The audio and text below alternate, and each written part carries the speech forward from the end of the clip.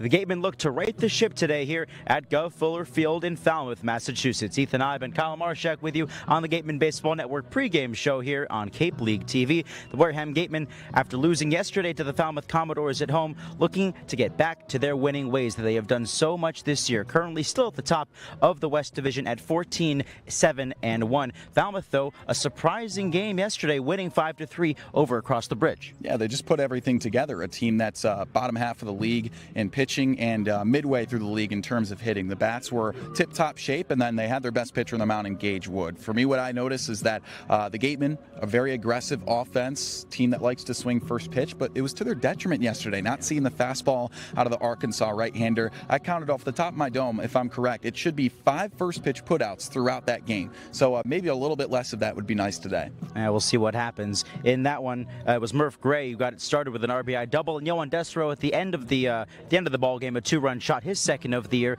That's what we saw yesterday, though. This team doesn't like to go down easy, does it? Oh, they never do. That was the second game in a row where they pushed for a late comeback, and Yohan Desro was the one to spark it with his second home run of the year. It just is a team that wants to win, and when you're in summer ball, sometimes there are teams that don't. We're lucky to be calling baseball for a team that loves winning, and clearly that's been proven in the record so far. And this team is looking to turn the page. They'll give the ball to Heath Andrews, right-handed freshman out of North Carolina State, and Madison Walker standing by now with Heath. Thanks, guys. I'm Madison Walker. I'm here with our starter today, Heath Andrews. So, Heath, we've never lost 3 games in a row. We've lost 2 in a row so far.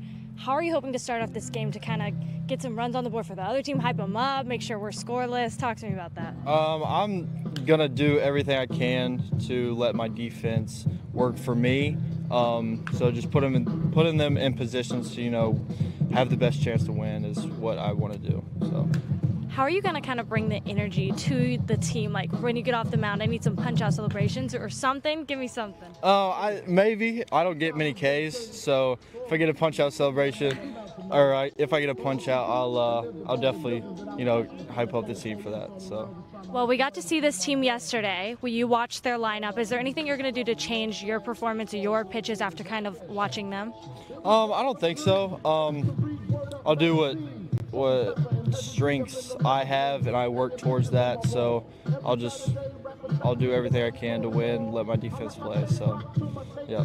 On the right over here, did the coaches or the team, anyone kind of pump you guys up or give you any words of wisdom to get a win in today? We don't want to see another loss. We all like to win, so we all know that today's a big game.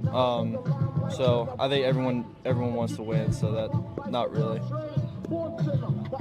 Got hit by a baseball. Okay, we're gonna end it with this last question for you. Do you think pineapple belongs on pizza? I don't think so. No? Not a big pineapple on pizza guy. Okay. Pineapple separate, pizza separate, so they should stay separate. So what do you put on your pizza? Pepperoni. That's it? Sausage. Okay, do you get like wings or anything? I get wings, yeah. Boneless, yeah. What, if you're getting a pizza, where are you getting it from? Like here? Like in Wareham or like? Like number 1 spot. Number 1 spot, Leonardo's, but they closed down back home. Okay. So, probably Domino's is next. Domino's. Okay. Big Domino's guy. Okay. I like that. Thank you so much, Heath. Thank you.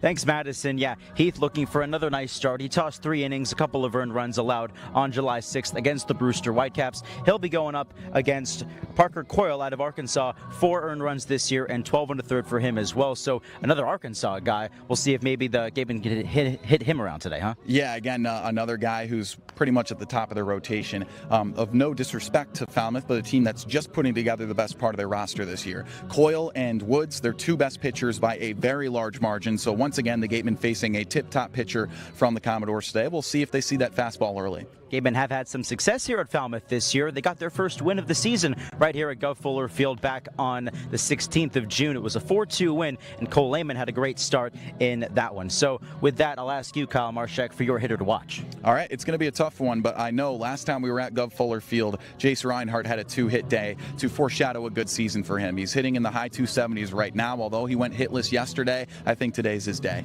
All right, Jace Reinhardt, your hitter to watch. Let's see if it all pans out. A 6 o'clock first pitch here between the Wareham Gatemen and the Falmouth Commodores on the Gatemen Baseball Network, powered by Cape League TV.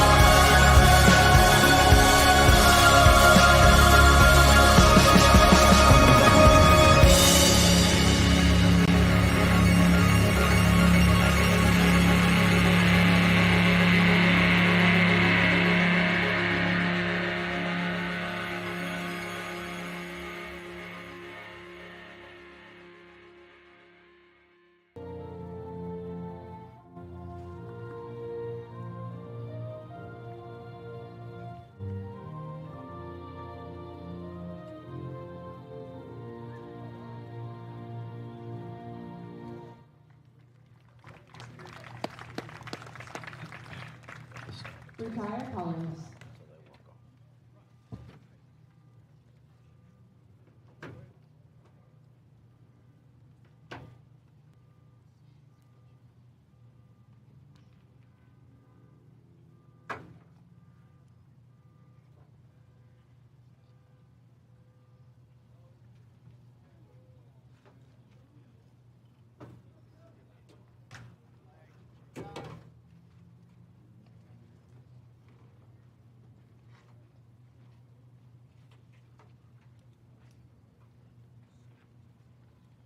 Ladies and gentlemen, please welcome Carol Kenny, a true hero of our community. Carol has been a tireless advocate for veterans and their families since 2003, inspired by her son's deployment to Iraq. She serves as the Vice President and clerk on the board of Josie Veteran Coffee Group, supporting our servicemen and women in countless ways.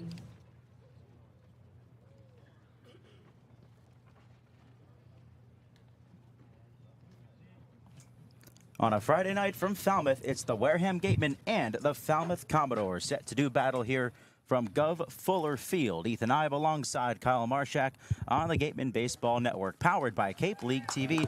Our producers tonight, Joseph Patrick Henry and Allison DeWitt, and our sideline reporter, Madison Walker. This is the second half of a home-and-home between the Gatemen and the Commodores. Falmouth found their way to the win column at Spillane Field last night, a 5-3 victory. The bottom-of-the-barrel Commodores enter with an 8-14 record, though they have been playing good baseball as of late, while the Gatemen still atop the Cape League West Division, just one game ahead of the Hyannis Harbor Hawks. They're at 14-7-1. Kyle, I'll start with you. It was a very unorthodox game yesterday for the Gatemen. They just looked uncomfortable out there. Yeah, well, the Falmouth Commodores had their best arm in the mound. Gage Wood just controlled the pace, and, well, they've turned it over to their next best arm, another Arkansas Razorback in Parker Coyle. So my tip to them today would be to take some more pitches. They swung and did not get solid contact in a lot of early counts yesterday afternoon. They'll find more grass this time around when they wait for their pitch. We'll see if that's the case today. For one thing, they have been consistent in their approach. Here's how Ryan Smythe lines it up for the Gatemen tonight. It starts with Stetson's Yohan Desero at the top of the order. He had the home run in the ninth inning that made things interesting. It was a 2-run shot, his second of the season. He starts at second base in the leadoff spot. UCF's Antonio Jimenez, the shortstop, second. Fresno State's Murph Gray in the 3-hole. He's at third base tonight.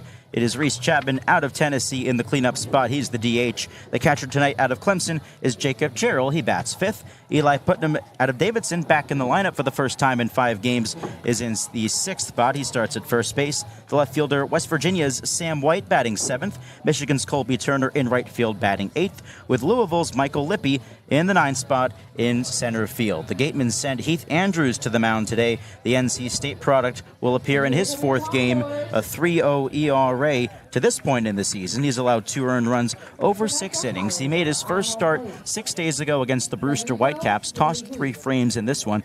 What are we looking for from Heath today, Kyle? Well, he's a strikeout guy. He had a high strikeout-to-walk ratio with NC State last year, and as an underclassman, a guy with a really high roof. And so look for some hard stuff from him today. Over on the mound for the Commodores, it is Parker Coyle. The second day in a row that the Gatemen are going to see an Arkansas Razorback for these Commodores. 6 games this year. He's made 1 start. ERA just under 3 at 2.92. In 12 1/3 innings, he's allowed 5 runs, 4 of them earned, struck out 14 batters, and walked only 2. It's a red shirt Friday today for this one at Falmouth. So that's the uniforms today for the Falmouth Commodores. They'll leave their typical maroon and white jerseys in the closet. They've got the Cape Cod League red jerseys on for the traditional red shirt Friday look. The camouflage Army-style Cape Cod League across the chest, numbers on the front and backs, also in camo with the camouflage hats, white pants, and the maroon socks underneath. While the Wareham Gatemen will sport their navy blue jerseys today. The W in red on the right chest, outlined in white. Numbers on the front and back, same style. Gray pants with the navy caps and the red Wareham W atop them. Carson Bowen to throw things down for the Commodores. He's their starting catcher tonight. In left field, it's Jason Jones. Zion Rose in center. Donovan LaSalle in right field. The infield, third to first for the Commodores, Dylan Carey, Gavin Keelan, Jack Bell, and Luke Gaffney. Coyle, the left-hander, on the mound. as Johan Desero steps up to begin this ball game here. Cloudy skies from Falmouth. Just under 80 degrees. As the first pitch, a swing and a miss for strike one. Underway at 6:01 here at Falmouth. It'll be just about seeing something and squaring it up early. They just couldn't seem to make clean contact last time. Second offering to Johan, just inside.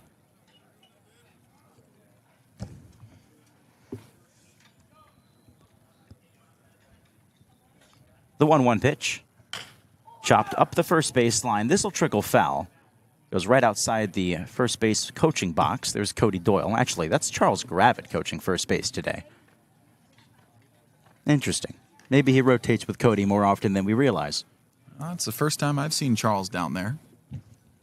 Of course, the traditional Mike Mobbs appearance in the third base coaching box for the Gatemen.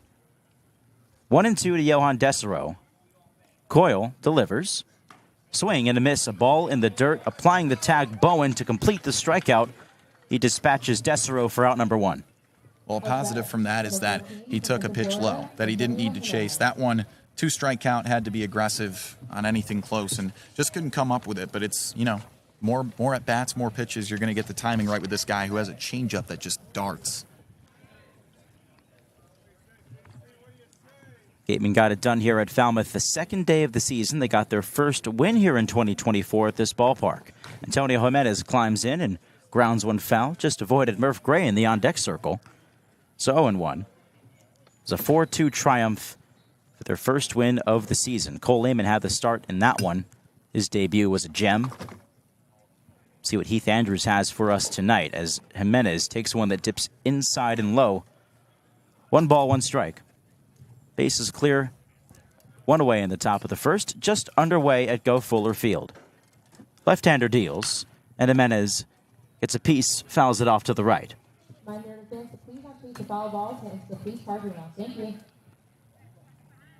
Jimenez hitting a flat 200.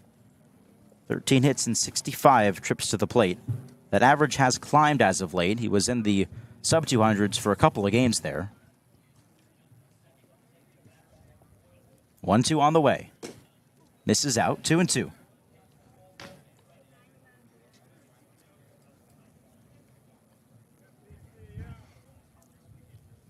Gatemen bats were pretty much silent all day yesterday, except for the first and 9th innings. Everything in between, as this one, I believe, hits Antonio Jimenez on the breaking ball. Got him on the foot. A literal back foot breaking ball there, Kyle. Yeah, well, we'll take it. I mean, and the good news is that Jimenez didn't even think about it. Seeing stuff that starts low against Coyle today is going to be big, because we even saw in that first at-bat against Desero that changeup's pretty deceiving. So that brings up Murph Gray, easily the Gatemen's hottest hitter.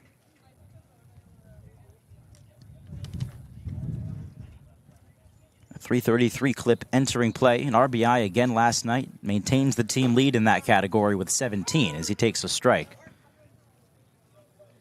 No score here in the top of the first. Runner on first for Wareham is Antonio Jimenez. Jimenez, nice lead off of first base. 4 or 5 big steps as this pitch misses inside, 2-1.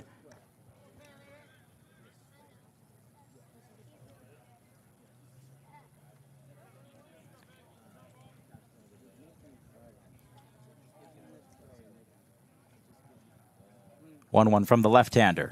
Breaking ball swung on and missed knee high.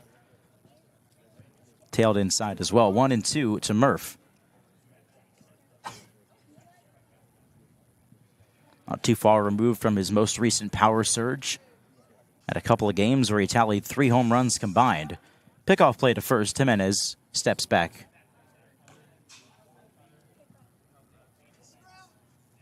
Wind blowing softly out to left field.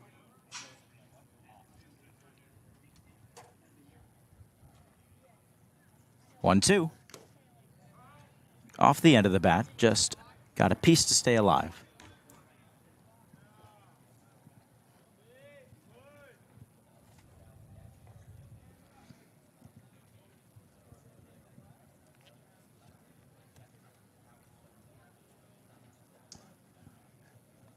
Coyle ready, but before the pitch, another check on Jimenez at first base.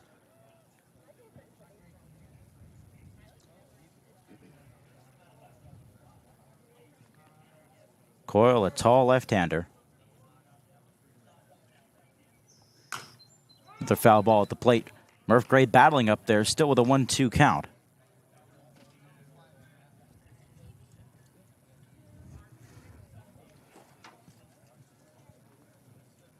Coyle stands 6'3", 190 pounds.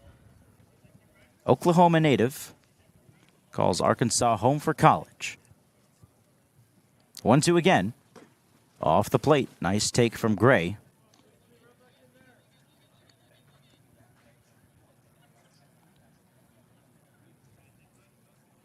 Jimenez the runner at first. One away. No score in the top of the first from Falmouth. 2-2 to Murph. Takes it up high. He's putting together a good at-bat here. Choosing small part of the zone and not swinging at anything unless it's there. Pitch number 8 in this at-bat coming up next.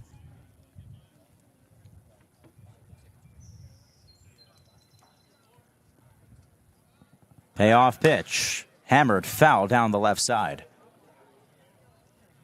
It's a breaking ball just a little bit out in front there. It's a tough pitch to do anything with. You're right, it does break sharply, Kyle. There's only one out, and he's coming up on pitch 18 here, too. So Murph, the fact that he's just fouling away and chipping off, this is a great at-bat. Jimenez several steps off of first base. Gaffney holding him on. Payoff one more time. Swung on, ground ball, deep in the hole at short. Backhanded there by Keelan. Throw to second, not in time. Jimenez slides in safely ahead of Jack Bell receiving the throw. Goes down as a fielder's choice to allow Gray to reach, but it's productive, and it's first and second, one away for Reese Chapman. Wow, that's just an excellent at-bat. Putting it in a tough part of the infield, hitting it hard, giving the base runner over at first a chance, and now no one's out on that play, and with one away, they've got 2 runners on. Wasn't the hardest hit ball, but perfectly placed in that 5-6 hole there. It was a tough play for Keelan. And now Chapman with a chance to drive home the Gatemen's first run of the ball game. The first pitch to him. Swung on and missed. Slider dipped low. He swung right over the top. Chapman, playing in his 5th game as a Gateman, debuted last Sunday at YD. He's put together 5 hits and 16 at-bats, 3 runs driven in. The 0-1. Driven in the air, high and deep to right center field off the bat of Chapman. This one way back, and it is gone.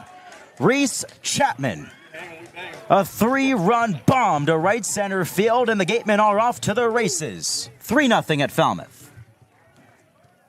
Something about these Gatemen in their first week of play as he throws the little guard the gate sign around in third. That is big stuff from Chapman to take an early lead. Sat back and deposited one over right center. A rude awakening for Parker Coyle here in the top of the first inning. The Gatemen bats are alive and well. A good sign to see after how yesterday looked. A lineup that seemed just devoid of energy, devoid of life. As Jacob Gerald stands in, watches ball 1. And the first time we've seen Chapman come up with that huge key hit. So great to see. Ball 2 inside.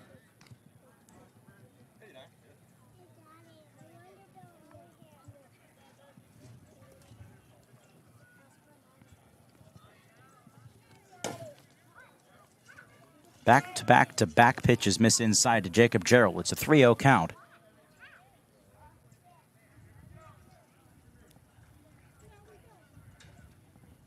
Coyle delivers. At the knees, there's a called strike to Gerald. 3-1.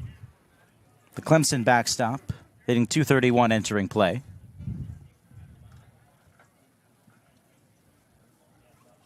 .3-1 coming. Gets a piece and fouls it back. Full count pitch next to the Clemson backstop.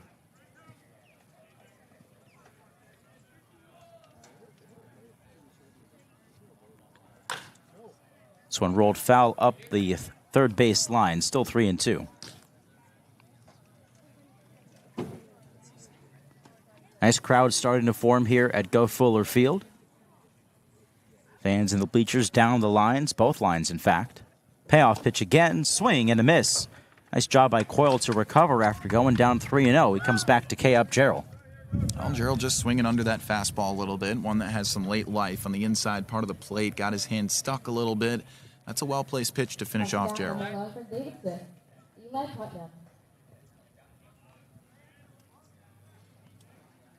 So Eli Putnam to bat with the bases empty. 2 gone in the top of the first, 3-0 Gatemen lead. He watches strike 1 up in the zone. A 3-run shot from Reese Chapman.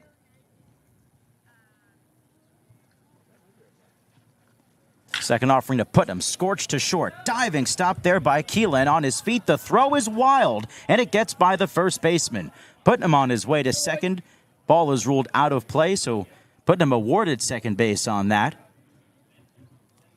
Gatemen get a 2-out base runner in an unorthodox way. Putnam getting his first start in 5 games.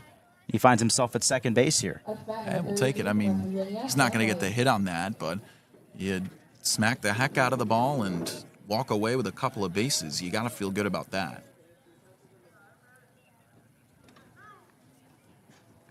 That brings up Sam White. Still 2 gone, and a runner at second now in the top of the first. 3-0 Gatemen lead it, but looking for more here in this first inning rally.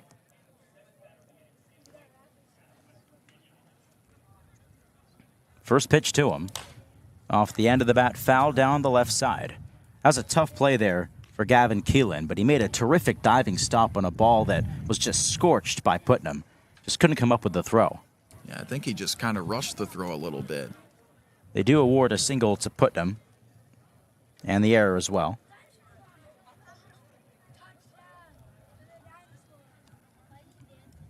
Umpire gets some baseballs from the Falmouth ball girl. You're ready for pitch number 2 here to Sam White. Lanky left-hander on the mound, Parker Coyle, laboring through this first inning. He's at 30 pitches. Decent lead off of second for Putnam, the 0-1. Swing and a miss. Ankle-high breaking ball, 0-2. So to just add more credit to that Putnam single, the ball exited the bat at 101 miles an hour. There you go. Love to see triple digits in that category. 0-2 to White. Watch the same pitch back this time.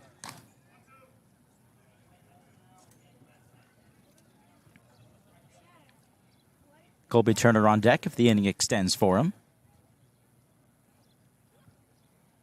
Keelan in the area at short just to keep Putnam close to the bag. 1-2. Breaking ball misses below the zone. 2-2 now.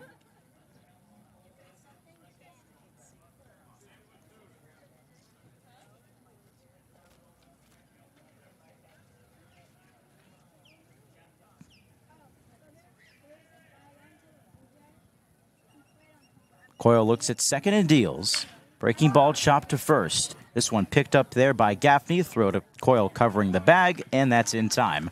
White put out 3-1 to end the frame, but the damage is done for the Wareham Gatemen. Reese Chapman cracks his first home run for Wareham, a 3-run shot to right center field, and Heath Andrews is going to have himself a nice little lead to work with when he toes the rubber on the other half of this break. Bottom one coming up, 3-0 Gatemen on the Gatemen Baseball Network, powered by Cape League TV.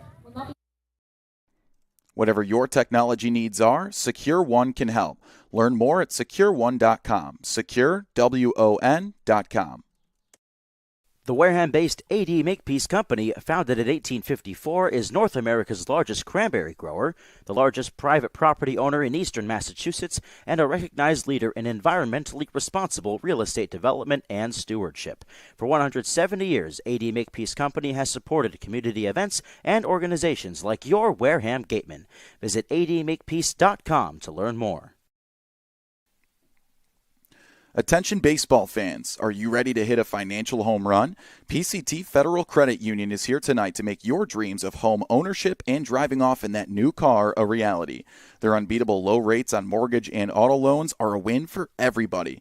Whether you're rounding the bases to buy your first home or looking to upgrade your ride, PCT Federal Credit Union has got your back. Swing by their tent before you leave or visit their website to learn more about how they can help you step up to the plate and score big on your financial goals.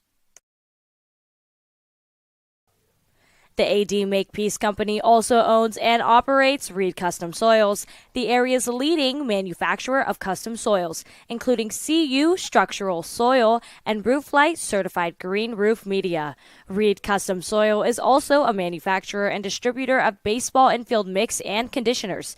To learn more, visit www.reedcustomsoils.com.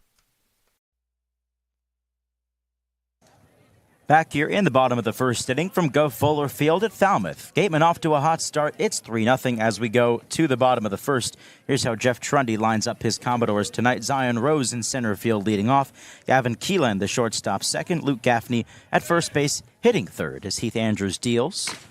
And it's a called strike up and inside to Rose for 0-1 count. Dylan Carey is the cleanup man at third base. Trent Caraway, the DH, fifth. Carson Bowen, sixth. He's the catcher, as Rose chops it foul. 0-2. Jason Jones in left field, seventh. Jack Bell, the second baseman, eighth, with the right fielder batting ninth, Donovan LaSalle. 0-2 the count to Zion Rose, righty on righty. Pitch rolled over towards third. Gray can't handle it. It goes off his glove and behind him, and Rose reaches on the E5.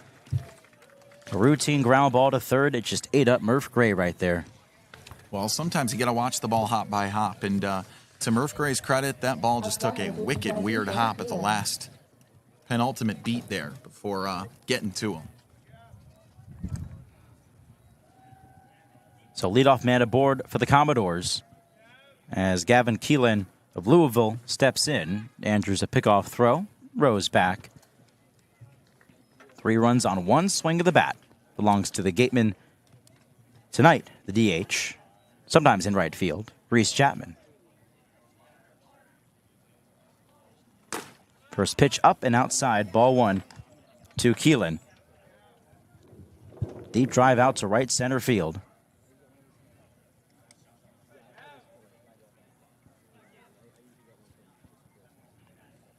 Andrews, the right-hander, ready to go. Delivers the 1-0.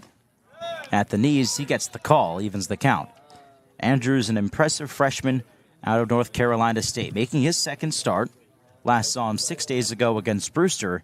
His first start went 3 innings, allowed a couple of earned runs. See how much length he can give Ryan Smythe today and his staff. Runner at first, nobody out in the bottom half of the first inning. Right-hander deals a liner right back to Andrews. He snares it, throw back to first, a double play. Look what I found, Heath Andrews. Gavin Keelan lines it right back to him. And just like that, 2 gone. Well, that's how you make up for a little bluff to begin the game. Love it. Just bailed out Murph Gray right there. How about that? 1 swing of the bat, nets 2 outs. Base is clear now for Luke Gaffney.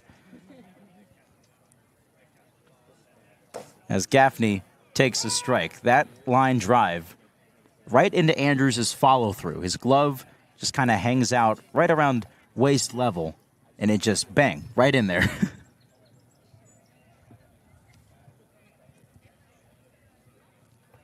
Oh, 1. Caught on and missed. Gaffney quickly down 0-2.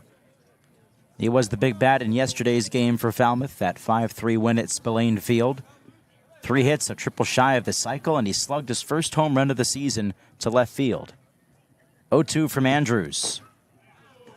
Just off the plate outside.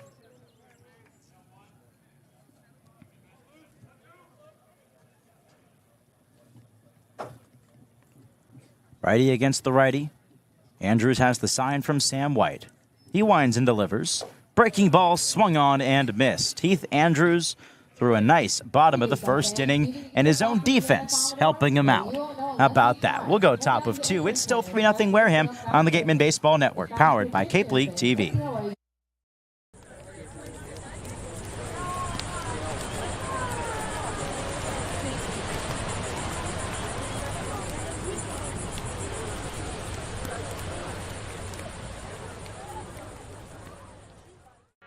Here at the Mass State Lottery, we're known for our monster wins.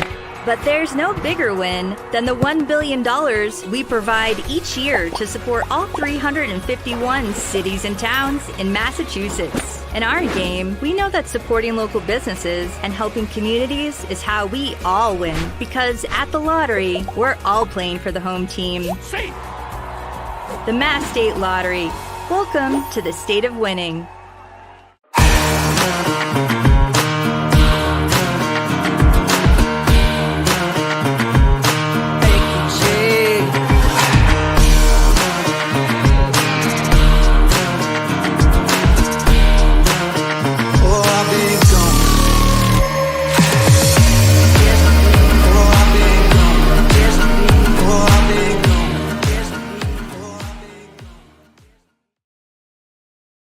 When you need to be seen for a minor illness or injury, Cape Cod Healthcare Urgent Care is here for you with high-quality, full-service walk-in care. ER expertise meets urgent care convenience at our 6 urgent care centers, which are staffed by board-certified ER providers and located Cape-wide from Falmouth to Orleans. Cape Cod Healthcare Urgent Care is open daily and offers a cost-saving option for everything from sprains to stitches, with timely treatment in under an hour for most patients. View online wait times at capecodhealth.org/urgent care. Cape Cod Healthcare Urgent Care. Minor emergencies, major attention.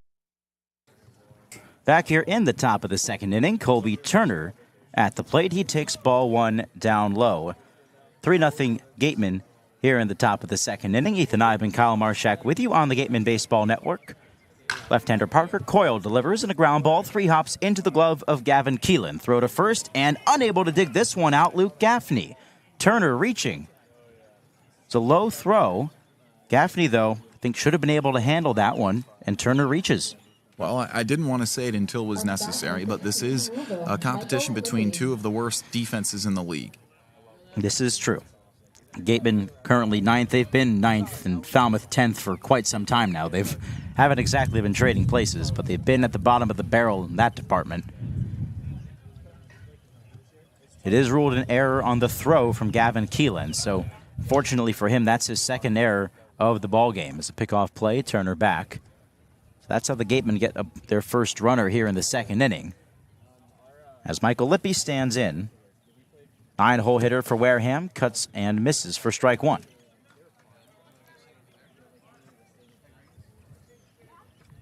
Had an errant throw as well when Eli Putnam sent a ground ball his way. It was a hot shot on the ground, really. He made a nice diving stop, just couldn't complete the play. 1-1 in the dirt. Those 3 runs in the top of the first. Reese Chapman, a 3-run homer. It is a 1-ball, 1-strike count on Michael Lippy. Throw to first again, Turner back. So already, it almost seems like the Gatemen are right back into form. You saw it there with the bats coming up big in the first inning, and then defensively as well, Heath Andrews already looks sound. Well, hitting is contagious, and for Chapman to be the guy who steps through is just fitting, because we've had a trend of guys who just heat up, or I guess announce their presence more than anything in their first week. Lippy watches, ball 2 outside. The trend we've seen from just about every Gateman freshman arm is they seem to be wise beyond their years. At least when they get on the mound, they don't look like freshmen. They look like they're guys who have been here before, been there, done that. They go about their business in such a way. You just wouldn't guess that they're freshmen. No, not at all. I mean, especially the slow heartbeats they have. About the 4 millionth pickoff throw to first base on Colby Turner. Michael Lippy's sitting at the plate saying, I wonder when I'm going to see a pitch. And he will here on 2-1. Cut on and fouled at the plate. Goes off the glove of Carson Bowen back there. So 2-2 on Lippy. Lippy of Louisville. 6 hits and 35 at-bats this year. He's driven in 4 runs.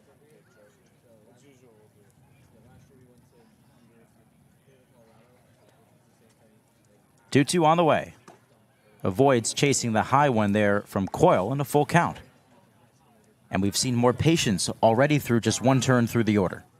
Yeah, and that's a tough leave, too. 2-strike count, fastball starting up. You don't know if it's the off speed. You try and catch up with it, but he just spat on it. Payoff pitch. Runner goes, and it's flipped foul into the screen behind home plate. Turner was on the move. He'll have to head back to first.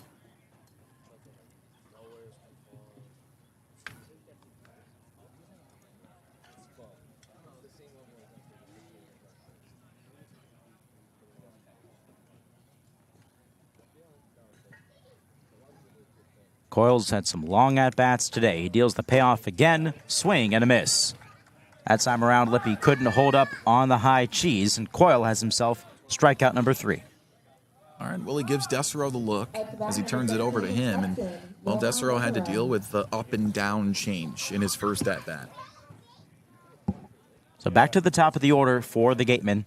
Dessereau did strike out in his first time against Coyle. He's got a runner at first here. A 3-0 advantage for Wareham in the top of the second. Lefty on lefty, the pitch. Wave and a miss at the breaking ball. There's that slider.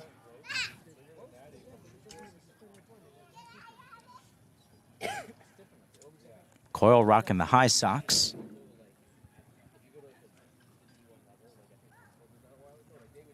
Oh, 1.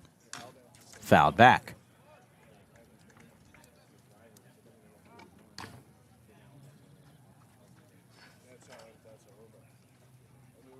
I believe this is Dessereau's 5th straight start at second base. Bobby Bozer on the bench to begin this ball game. We'll see if he gets an at-bat at some point tonight. Hopefully he does. Going to be out of here pretty soon. 0-2, runner goes. This one outside. Throw down is a good one, and Turner is toast. Carson Bowen guns him down. That throw beat him by plenty there. The shortstop Keelan applying the tag. Well, Turner was waiting for the right moment. That just wasn't it. It was a fastball firm and upstairs. And, well, you know, with Bowen and his arm, if he gets a fastball, he's going to find that out. That runner on first erased. So 2 gone here in the top of the second. The 1-2 pitch. Dessereau turns on this one. A drive to right field. LaSalle going after it at the wall. He leaps into the wall. It is, I don't know. Did he make the catch? He appears to be holding on to it. Haven't seen any signal from the umpire yet, and they rule him out. What a play by Donovan LaSalle in right field, and hopefully he's okay. He's still on one knee out there. He made a leaping grab at the wall and somehow, some way, held on to that baseball. Just robbed Dessereau there. Well, Dessereau just did what he did to that ball last night in the 9th inning where he scorched it. And for a ball like that, you don't have time to look up as to where you're going. I think he knew just based on the feel that he was getting close to the track or the fence.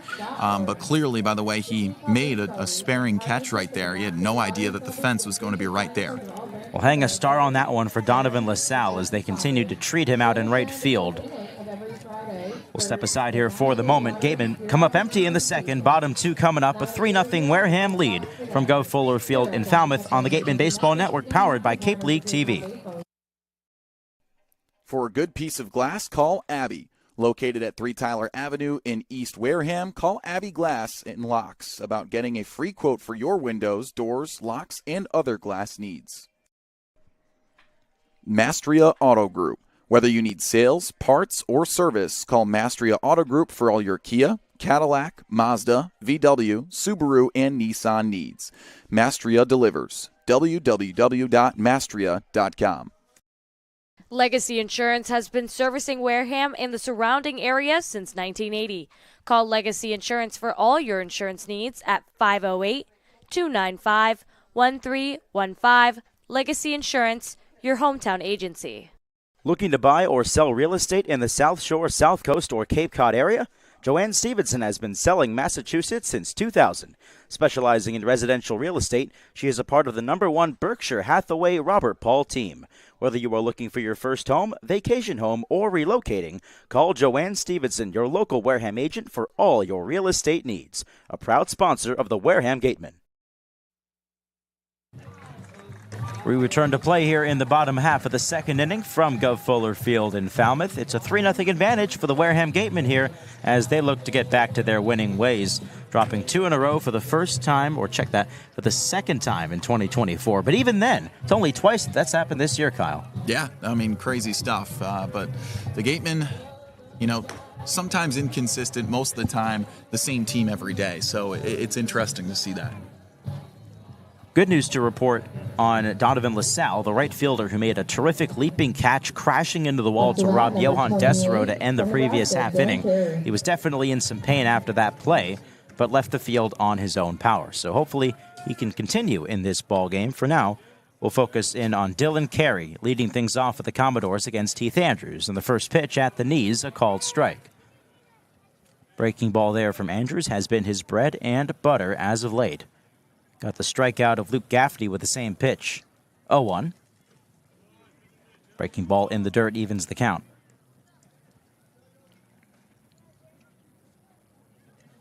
Commodores went down in order. 1, 2, 3. Not traditional, though. The 1-1 is in the dirt again. Zion Rose reached on an error by Murph Gray, the third baseman, before Gavin Keelan lined himself into a double play that was started by Heath Andrews. Lined it right back to him, a scorching liner, and he doubled off Rose at first base. So defense has been a trend here early on for either side. The 2-1, ground ball, third base side. Gray leaning down, makes the play, throw to first, got him there. Murph making it look easy. A step to his left, went down to Nabbit, came up with a strong throw. Yeah, I mean, that's a big comeback play after something ate him up in the first inning. Come back out, make a tough one, announce your presence defensively. So defense, once again, rears its head. One gone, bases clear in the bottom of the second. Here's Trent Caraway from Oregon State, the DH tonight for Falmouth. Swings and misses, strike one.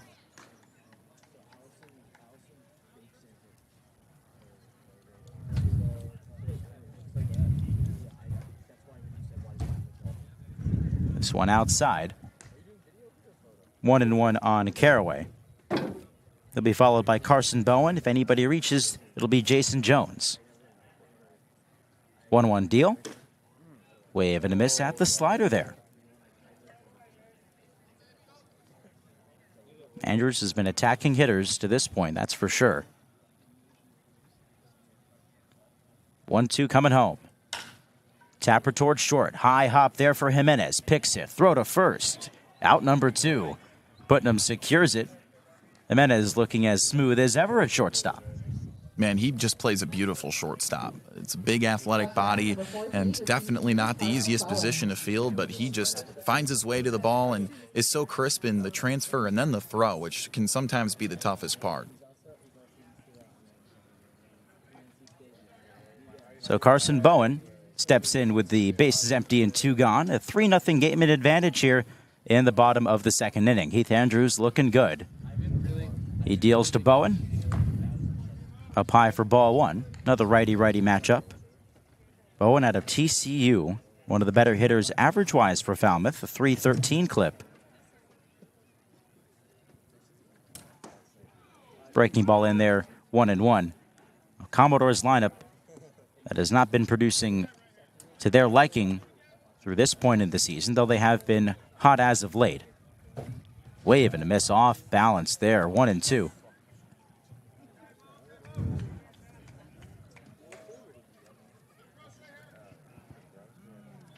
Bowen digs back in. Andrews, the sign from White.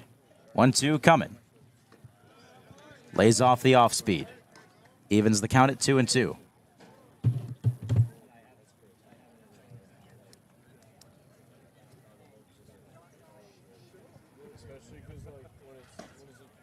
Just outside, a full count now.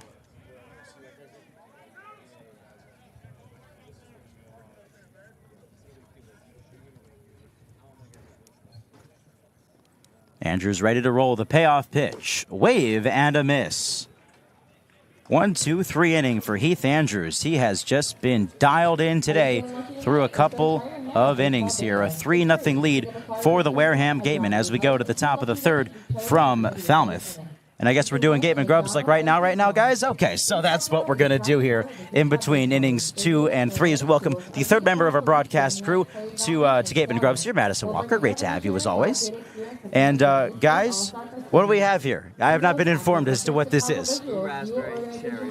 Blue raspberry. Cherry in this one. And this one is everything. Everything shaved ice. Okay, this is terrific stuff. We have some shark gummies in here as well, so we might as well dig right in. Do you want the first bite, Maddie? Okay. Let's have some fun. All right, let's give this a crack. Do anything but blue, Kyle. Anything but blue. You want the blue? No, he did blue, so we need different perspectives. Yeah, I got see. some blueberry ice here. There's, I guess, some raspberry on the other side of it. What are we thinking so far? I'll eat a shark. This is absolutely delicious. Joe, don't we owe you like a lot of money for these foods? Our producer, Joseph Patrick Henry, has been pouring in so much money for this segment, and it's all for you guys, really. So we're at his mercy. A man for the people. Really. I love it. Joe, do you want some? Joe, come on. Get in here. Come on. Have a little piece. Come on. Take some. Sure you don't want some? And give us No, your reaction, the shark please. was pretty good. Okay. Joe, what are we thinking? Ooh, he took a big bite right there. It's a little too sweet for my liking, but it's good enough. That would have taken that you could pay extra for the sour spread. What if it were chips and salsa? No comment. No comment on that one. Inside joke is Joseph Patrick Henry loves chips and salsa. Oh, yes, he does. JPH loves the C and the CNS. Yeah. JPH and the CNS. I'm giving a solid 8 for the Falmouth Commodores shaved ice. What Giving about the you? Sharkies a 9. I'll give this an 8.756. Oh, that is an awfully specific number there, and that means that JPH is going to have to do some math later. So that's it for this edition of Gatemen Grubs. Terrific stuff from Guv Fuller Field. Okay, we're back to action here in the top of the third inning. Antonio Jimenez ready to go as he crushes the first pitch he sees. High and deep left center field, racing back to the wall. It one-hops the wall. Extra bases for Jimenez. He'll cruise into second with a leadoff double. Wasting no time, Gatemen already in business here in the third. Well, that's pretty sweet in terms of starting off this frame, too. Jimenez heating up. He's been starting to see some stuff a little bit bigger at the plate. Just like that first pitch he saw, that's a classic Mike Mobb's cookie down the middle, and he crushed it. He earned that cookie. Yes, he did.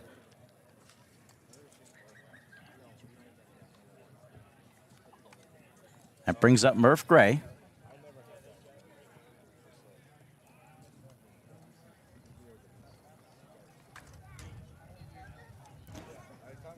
Gray with a chance to do some more damage here. As this one misses inside ball one from Parker Coyle. The Arkansas left-hander back on the hill. Allowed a 3-run homer to Reese Chapman in the first inning, but faced the minimum in the second. Jimenez several steps off of second base. The 1-0, slow chopper back to the mound. Coyle corrals it. Throw to first in plenty of time. Out number one. He looked Jimenez back to second base. So Antonio retains his position. Gray's out number one. That'll bring up Chapman. Well, that's a good comeback at bat right there from Coyle.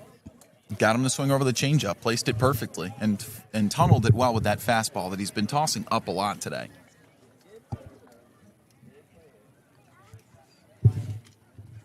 So Chapman will have a chance to do even more damage. His 3-run shot in the first inning, igniting this contest, landed beyond the right center field wall. Jimenez at second with one away, and Chapman takes ball one outside. Third double of the year for Antonio Jimenez.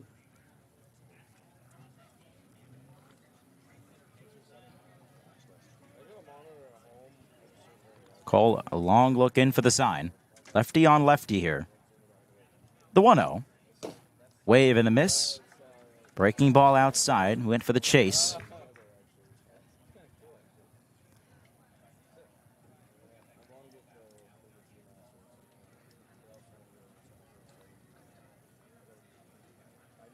Shortstop Gavin Keelan in the area at second, keeping Jimenez close by. 1-1 delivery. Chapman unable to hold up on the breaking ball again. He's rung up by the third base umpire, Warren Nicholson, for strike 2. Silvio Martinez, the first base umpire today, and calling balls and strikes, Federico de Jesus. That's your three-man crew. Chapman will look to reset here. It's a 1-2 count to the Tennessee outfielder. Getting the start as the DH tonight. 1-2 pitch. Ground ball towards short. Stays on the ground there for Keelan. Picks it up and the throw to first in time. Jimenez no choice but to hold his ground at second base, so a couple of unproductive outs for the Gatemen here. That'll bring up Jacob Jarrell. Well, Chapman's continued to see the ball well there. I mean, he hit that ball in the screws just right to the shortstop, so they just got to keep seeing it the way they have. See if that trend can continue with Jarrell. He went down on strikes his first time up. Maybe a chance for a 2-out RBI here, though. Plenty of speed out there at second base in Jimenez. Coyle delivers, and a broken bat number up the first base line. That'll end up foul. That bat shattering, splintering right down the middle. A whole section of the barrel exploding and flying into the field of play. It's an interesting way to break a bat there. It's like a cricket bat now. I don't even know what they call those. I wouldn't know either. I don't want to be wrong either. So Jarrell returns to the dugout as he looks to get some new lumber. See somebody scrambling in the dugout. There we go. JJ says, thank you, I'll take that. It'd be sweet if he hit a homer here. The new lumber? Yeah. I'd hope.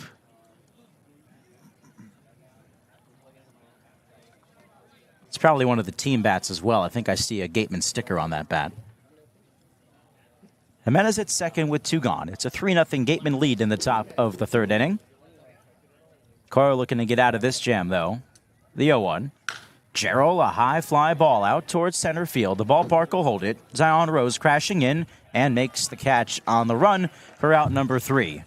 Not quite deep enough for Jacob Jarrell. The Antonio Jimenez leadoff double does not come to pass. We'll go bottom of 3 from Guv Fuller Field in Falmouth. It's still 3-0 good guys on the Gatemen Baseball Network, powered by Cape League TV. I'm Jesse Simmons. And I'm Brendan Summerhill. And this is Catching Up with the Gatemen. All right, so Brendan, junior, Arizona. From Chicago, though. Tell me a little about that. You said we talked about you grew up not far from Wrigley Field. What was that like growing up? Yeah, a mile away from Wrigley. It was special. When the Cubs won in 2016, I really realized how cool it was to be a Cubs fan. Right. The entire north side of the city was partying for a week straight. I was in 7th grade. School got canceled the next day. We all got to go to the parade. It was super fun. It's easy to say that. Did that grow your love for baseball early on, being able to be a part of that and so close to an MLB team? Absolutely. You know, it's hard not to want to get into baseball, right? It's just, there's something about baseball that there's nothing else like it. Right. Was there an MLB player that you... 108 years, you don't win a World Series. Right. And then they win it, and everyone goes crazy. It was fun. It was super cool. Was there an MLB player that you emulated your swing? You know, you play outfield. We talked about Ellie De La Cruz. You emulate that. Was there a different player growing up that you wanted to be like? I always like to watch YouTube videos like Ken Griffey Jr. He's probably my favorite hitter to ever watch. I wouldn't necessarily say I emulated my swing off his, but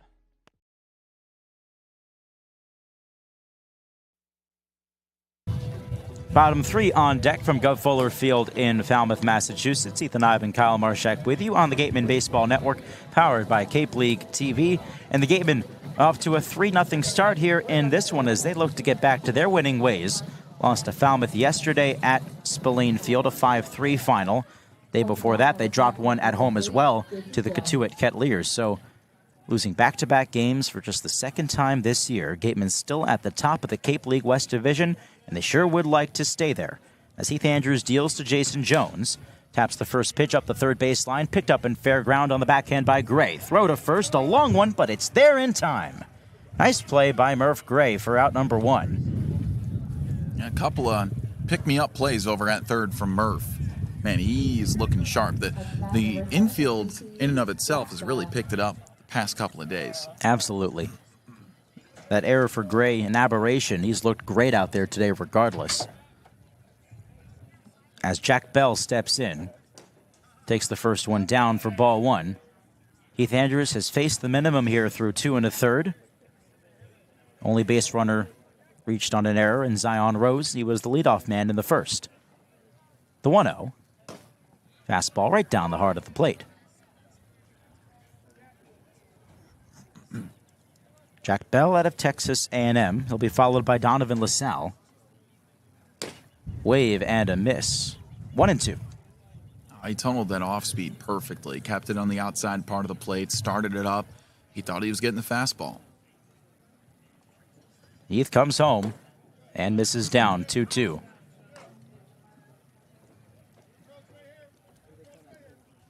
Just 28 pitches, now 29 pitches for Heath Andrews to this point in the outing. It's been very efficient as this one misses down. One hops to the plate. Nice block there from Gerald. It's a full count. Gatemen receiving a 3-run shot from Reese Chapman in the first inning. That's all the run support that Andrews has needed to this point. Payoff pitch from the right-hander. Wave and a miss. He went chasing after it. Strikeout number 3 for Heath. Yeah, and you talk about the pitch tunneling. That's a curveball that he started way up, but kept it on the outside part of the plate. So it was way too late until Jack Bell realized that pitch was being funneled in backdoor, and no way he was going to catch up to that curveball if he wasn't thinking about it. So with the bases clear and 2 down, it's Donovan LaSalle. First pitch pops him up, foul ground, right side. Gerald and putting him over towards the dugout, and it falls into the Falmouth dugout. Just out of the reach of all 3 of those guys. Heath was right there, too.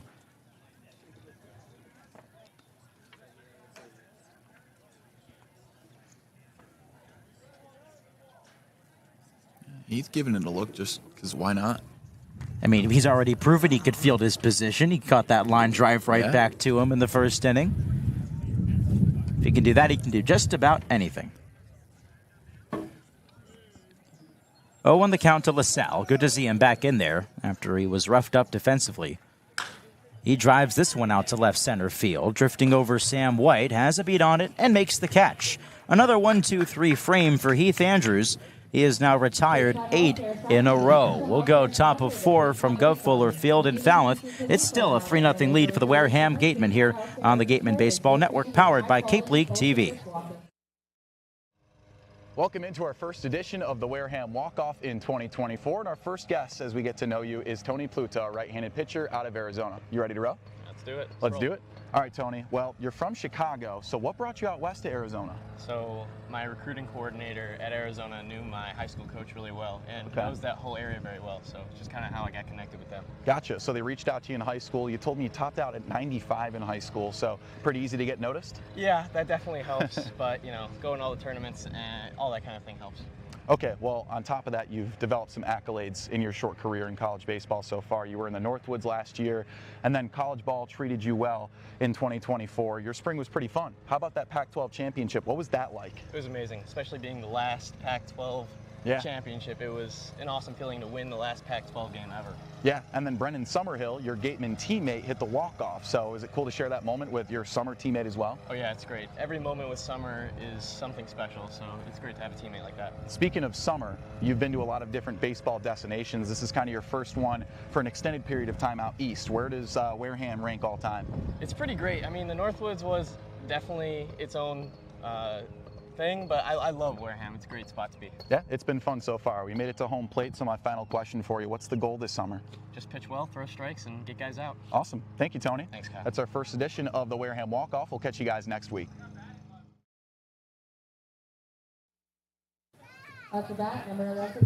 We go to the 4th from Falmouth, and a 3-0 lead for the Wareham Gatemen. Eli Putnam to get things started for Wareham. He'll be followed by Sam White and Colby Turner. Parker Coyle back on the mound. The Arkansas left-hander winds and delivers, Putnam the opposite way, falling fast and grabbed on the run by Donovan LaSalle. 1 pitch, 1 out. Nice start for Coyle. Well, this Gatemen offense has definitely gotten a groove. They're remaining aggressive, but seeing this fastball way better than they did against Wood yesterday. They were just completely lost yesterday against Gage Wood, that's for sure. That'll bring up Sam White. Gatemen have retired 4 in a row. They had Antonio Jimenez reach on a leadoff double the previous half inning, or the previous inning, I should say. As White watches a strike. Couldn't bring him home, though. A couple of ground outs and a fly out. White 0 for 1. Grounded out to first base his last time through. Coyle comes home and baits the swing and miss. That curveball is nasty. So much bite on it at the last second.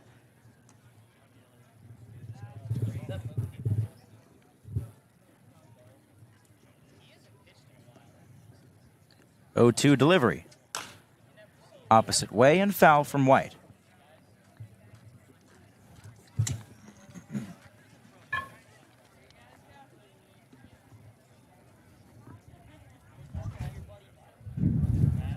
Both these lineups looking awfully different since the last time the Gatemen were here at Guv Fuller Field. It's been almost a full month. In that time, we'll see a whole lot of shifting going on in Cape League rosters as White drives one to center field. With the beat on this one, Zion Rose hauls it in. 2 up, 2 down here in the 4th. Again, just got to trust how hard you're going to hit the ball. We've seen it already a couple times today where Putnam got aboard on a bad throw. It was, then scored a hit, and a couple others that they've hit on the screws, but sometimes it's just right at a fielder. Not much you can do about that. So the base is empty and 2 gone. It's Colby Turner. Looking to keep this top of the 4th going. He watches ball 1 outside. Michael Lippy on deck if Turner gets on.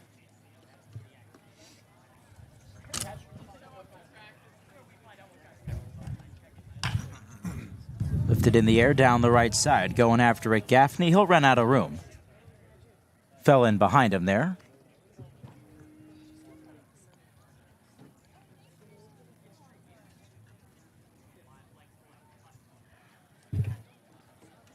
Decent crowd here at Falmouth tonight, as always.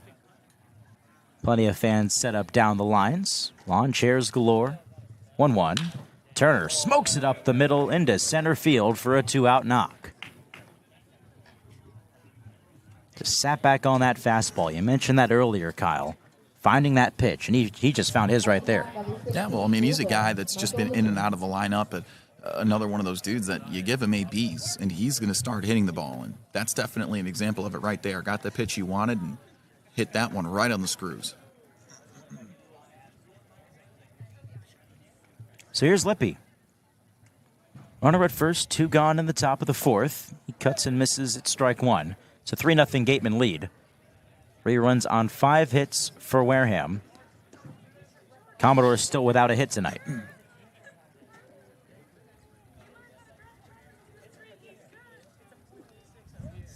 0-1, way up high.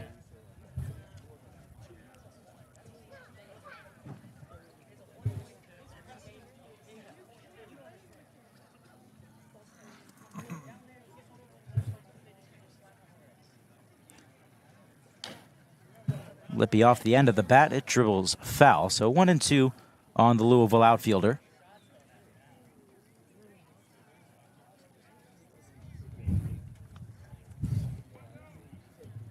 Luke Gaffney holding on. Colby Turner at first base. Coyle shakes off his catcher. Now he's ready to go. 1-2 delivery. And on that breaking ball, he did go around. It was an awkward swing, more trying to get out of the way, but as a result of turning away, he swung the bat. Yeah, he accidentally turned around on that. By rule, he swung, but looked more like an effort to not get hit by a pitch running inside on him as opposed to actually trying to hit the ball. Unfortunate. So a strikeout for Lippy. It's the 4th of the game for Parker Coyle, and that's how the top of the 4th inning comes to an end. Turner stranded on first base. Bottom 4 coming up. We'll see what Heath Andrews can do in his 4th inning of work when we come back. A 3-0 ball game in favor of Wareham on the Gatemen Baseball Network, powered by Cape League TV. I couldn't get out, so they stopped the game. Umpires actually had to peel me out of the fence. They had to pull the fence. And an incredible guest for us today on the pod, in the words of the great Jason Stark, writer, broadcaster, and distinguished former major leaguer, Doug Glanville. Doug, it is terrific to have you on today. So, any favorite ballparks that you visited while you were in the Cape? Yeah, I mean, of course, you got to love Spillane Field with like the all dirt infield or whatever you had going there, the darkened dirt. Let me see. Well, Bourne, I didn't like Bourne because one time I slid for a ball. I was doing that cool move where the ball's up against the fence and you slide around it and then pop up and throw. And then I slid and went through the fence.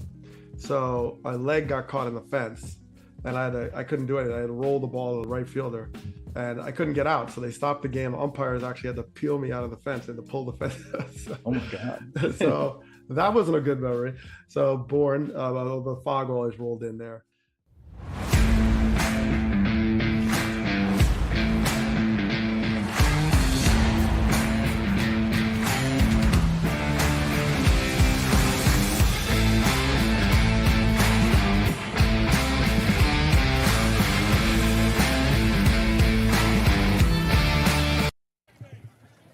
We return to play here in the bottom of the fourth inning. Falmouth looking for their first hit against Heath Andrews as the right-hander deals and baits the swing and miss from Zion Rose. Back to the top of the order.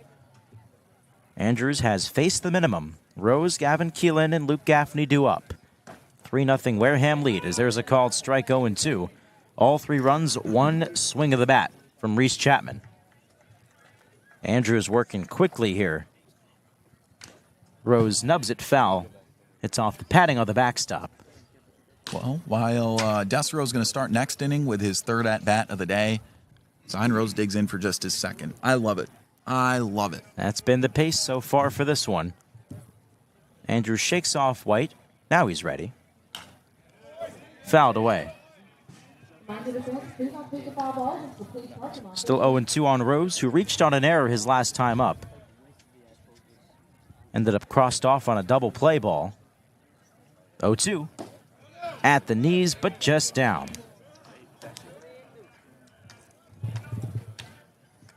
Already the longest outing for Heath Andrews this season. Exhales on 1-2. Wave and a miss. An awkward swing there from Rose, and it results in the fourth strikeout of the game for Heath Andrews. Well, his slider working like a sweeper, moving horizontally, and against righties, my goodness, is that just a hard pitch to see for a guy who's so tall and long, coming from pretty much behind your left shoulder and all the way across your body. So here's Gavin Keelan, the Falmouth shortstop, bases clear and one away. Outside for ball one. 3-0 Wareham here in the bottom of the fourth. Andrews, who tossed just 3 innings in his last start, which also was his first. Line drive, headed out to right field, and that's down, a base hit. The first hit of the ball game for the Falmouth Commodores comes off the bat of Gavin Keelan. And there goes the no-hitter. Now we can exhale. All right, he had a no-hitter, guys. We can mention it. It was going on, but it's done now, and we're still winning. We are, in fact, still winning. A 3-0 lead. I did mention he had no hits entering the inning. So, take from that what you will, but I don't believe in that. Oh, well, no, but you did great in not just saying, oh, we had a no-hitter. Yeah, I've made that mistake before. Through 3 innings. Oh, well. yeah, I mean, it's not a no-hitter, but it was a great start to the game. It was, and it still is, as Luke Gaffney steps up with a runner on first. Ball gets away from Gerald, up to second base, scampers Keelan. Off the heel of his glove, it trickled to his right, and that gave plenty of time to Keelan. First runner in scoring position of the night for Falmouth. Well, you just don't want it to snowball now. I mean, that's just one bad pitch. But Gerald's done a great job otherwise of blocking for him.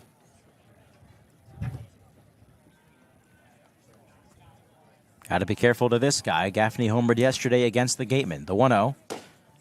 Blows the fastball right by him. He was definitely sitting off speed there. Way late on that.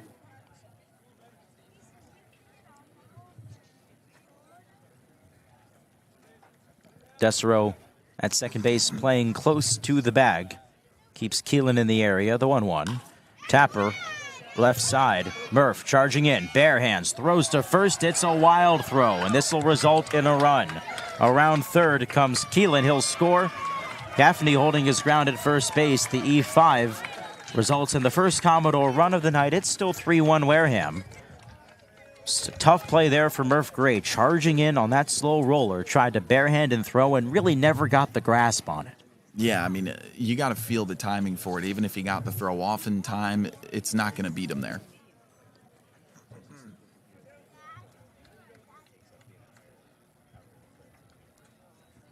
So now a 2-run ball game here in the bottom of the fourth. A 1-1 count to Luke Gaffney. Or now a new count to Dylan Carey, I should say. As there's a called strike.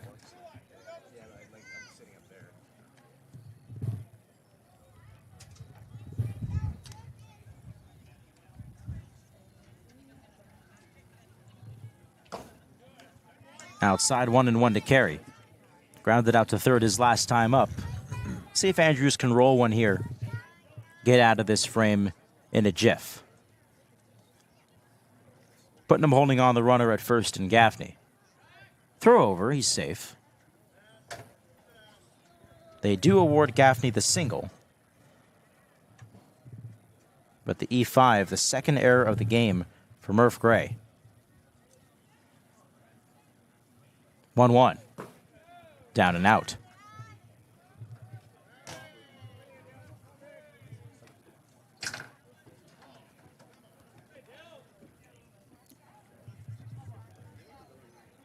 Andrews locked in with a sign from Gerald. Righty against righty. 2-1 coming.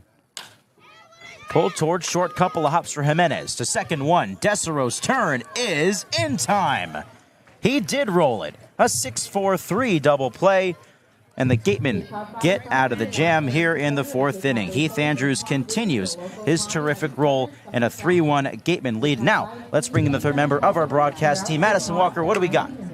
Thanks, guys. Today, the team is definitely looking a lot stronger than the team we saw yesterday. Reese Chapman, I mean, we haven't gotten to see too much from him. He gets his first knock of the game, 3-run home run to get those runs that we got up on the board, as well as guys like Jimenez, Gray, Putnam. They're starting to show out again. The bats are getting hot again. This is the team we know. I feel like the past couple days have just not been what we can do. But as for Heath, I mean, he doesn't usually get that many Ks. Earlier in his interview, he told me he's not a huge strikeout guy when I asked about energy and punch-out celebrations, but it's been looking great out there to me. I mean, he has multiple strikeouts recorded. He looks overall more confident on the mound. When I spoke with him before the game, he also said him and the team are determined to win. They're not about to get 3 losses in a row. They're bought in. They want to win. They're here for their team, for their culture, and I think that dedication is why the Gatemen overall have been doing so well. They're just all here for each other and to lift each other up, and it's so much more fun to watch when you see all of them so dedicated to winning. So I'm hoping we keep this trend going for the rest of today at least. We need another win. I'm hoping, I'm praying, so I'm going to send it back over to you guys. Thank you, Madison. Yeah, Kyle, she made a lot of good points right there. The confidence this team plays with has been something that we've been able to see throughout the entire portion of the season. Even in losses, the good vibes in the dugout permeate throughout the organization, and you just see it rub off on guys like a freshman, like Heath Andrews, who is a guy who wants to be around that as well. A guy who I would say is very susceptible to that sort of thing. You want to be around that, and we've been able to see it. Well, that's what Madison brings to this broadcast, is a perspective that you and I, as the play-by-plays, aren't able to get. And that's how this team behaves during the game. And so when she's talking with the players right before the game, and she's chatting with them, in between innings, or seeing what the bullpen's looking like, it really does bring that perspective that this is a team that wants to win. And to be frank, in summer ball, sometimes you just don't get that. That's very true. But when you bring together whole lot of players like this, sometimes good things can happen. As we go back to the top of the order in the top of the fifth inning, it's Yohan Desero at the plate, a 3-1 lead for Wareham. Back on the hill, Parker Coyle. He misses up for ball one. Coyle's been good, minus the one mistake that he made to Reese Chapman in the first inning. 3-run homer to right center field, got the scoring started, and that's all the Gatemen have needed to this point. The 1-0, upstairs for ball two. Falmouth did get a run back, though, in the fourth. Throwing error from Murph Gray, plating the run. So a 2-run ball game. Now time called here emphatically by the home plate umpire, Federico De Jesus. I believe, there were some kids walking on the field. Oh, boy. Couple little kids strayed away from mom and dad, but that's okay. Let them play. Put me in, coach. Here's the 2-0. Desero up the middle, base hit. This guy locked in or what? As he rounds the bag, he'll hold at first base. Right on that 2-0 pitch. That's how the Gatemen begin the 5th. He has murdered like 3 baseballs in his past 4 plate appearances. This kid just scorching him right now. Had the home run yesterday in the 9th inning against these Commodores. 2-run shot. It's a low line drive. That's how hard he hit that ball for it to get out. It wasn't exactly a towering shot. Another guy who hit the ball well last time up. Stepping in now in Antonio Jimenez. Murph Gray to follow. Gatemen looking to extend their 3-1 advantage over the Commodores. Left-hander deals, and Jimenez turns on this one. Down the left side, that's a base hit. Desero turns the corner, he'll hold at second base. 2 pitches and 2 base hits here for the Gatemen in the 5th inning. I love it. I love it. And when it's a day where attacking early pays off, when the guys are seeing that fastball and squaring it up, keep that trend going. So now, let's see what Murph Gray has in store for the Gatemen. 2 on, nobody out. Reached and scored in the 1st inning, bounced out to the pitcher in the 3rd. First offering. Breaking ball misses in.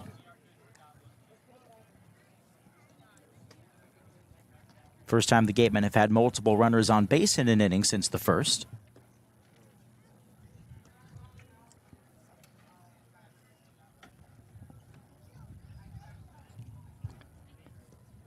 One-0 on the way.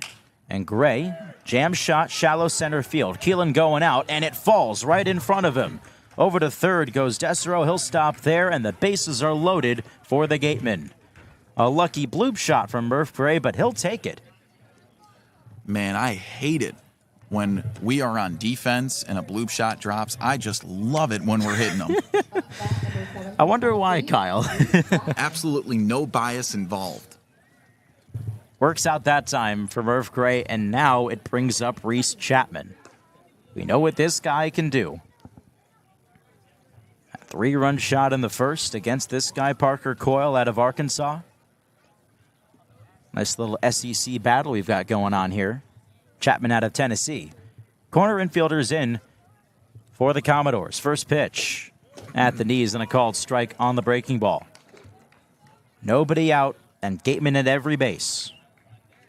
Gray at first, Jimenez at second, Desero at 3rd.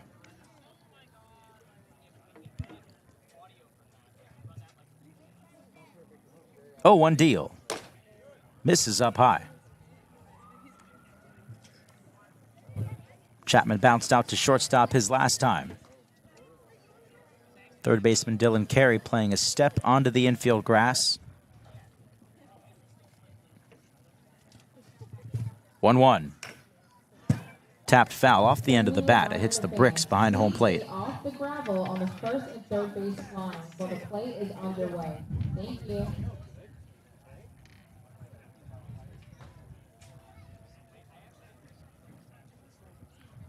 Chapman digs back into the left-handed box. Carson Bowen relaying the signs to Coyle. Left-hander winds and delivers. Breaking ball punished up the middle, base hit center field. Desero in to score. Here comes Jimenez around 3rd. The throw to the plate from Rose is up the line. 2 runners score. Reese Chapman, have yourself a night. 5 ribbies and a 5-1 Gatemen lead. Man, he is seeing beach balls up there right now. This fastball left anywhere in the zone, and this team is punishing Coyle.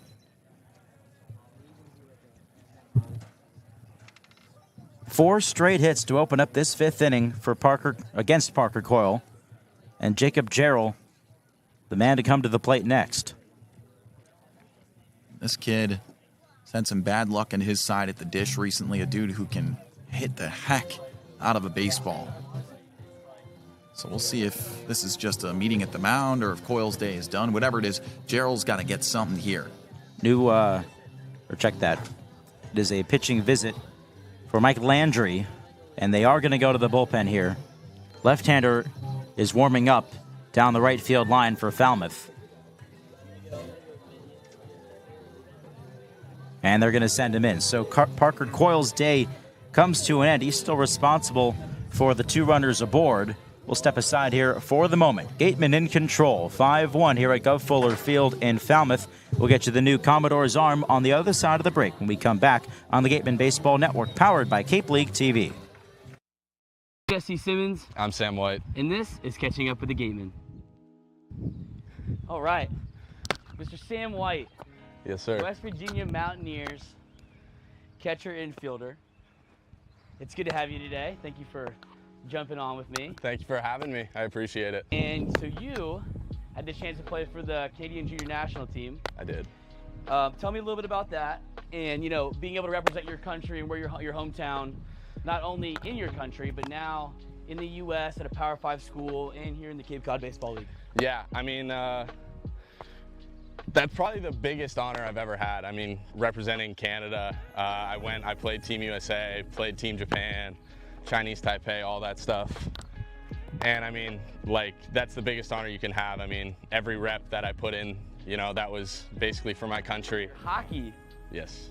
Was that your first love before baseball? You got drafted at one point, had a chance to maybe take a pro hockey career and go that way, but now you're at baseball. What was that like? And give me a little something about that hockey. Yeah, I mean, hockey, that's where I met kind of my lifelong friends. I mean, yeah, obviously growing up in Canada, hockey is the sport that everyone plays. It was my first love. I mean, I started playing when I was 5 or 6 years old, a couple years before I started playing baseball. And yeah, up until I was probably 13 or 14 years old, I was gonna go to the NHL, and that's what that's what I would tell myself.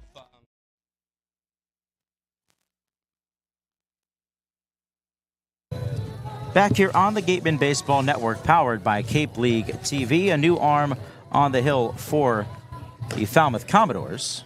It is Bowen Baker, left-hander out of Fairfield College, a junior, taking over for Parker Coyle out of Arkansas. His day is done. He's still responsible for 2 runners on at first and second.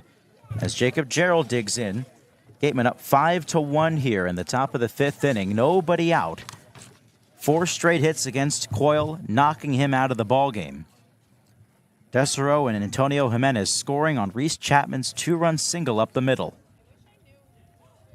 Gerald with a chance to keep the hitting parade going. He watches ball 1 outside. Baker stands 6'2", 205 on the hill, North Stonington, Connecticut native. 6 games this year for the Commodores. 12 2/3 innings. Gerald pulls it foul up the third base line. It's 1-1. It's allowed 6 earned runs in those 12 2/3. Second straight left-hander that the Commodores are going with. Gerald tonight 0 for 2, strikeout, a fly out to center. He's got Reese Chapman at first, Murph Gray at second base. Baker deals. Gerald ropes it, base hit, past the dive with the third baseman, Carey. Gray to third. He gets the wave around for Mobbs. Here's the throw to the plate. It's a good one. It's up the line. Now the throw to third, and Chapman is out there. It's an RBI base hit for Jacob Gerald, who stands at first base in a 6-1 Gateman lead, but Chapman caught going to third base. He wanted that extra 90 feet, and the catcher Carson Bowen got him down. I mean, not much you can do about that. I think Bob's getting aggressive by giving Chapman the go sign around second, hoping that throw wouldn't be as clean and as hard as it was by the left fielder Jones, but did make the right call in sending Gray home, and that's all that matters. They produce another run. That brings up Eli Putnam. A 3-run top half of the 5th inning for Wareham. They are in command of this one at Guv Fuller Field in Falmouth. Left-hander's first pitch. Way up and outside for ball 1. Putnam's hit the ball hard twice today. Base hit in the first inning. It was on a diving stop at shortstop by Gavin Keelan. Then he lined out to right. He fouls this one away down the right side. Gaffney, the first baseman, giving chase, and he will run out of room. The Commodores bullpen situated down the right field line here. It's on the field.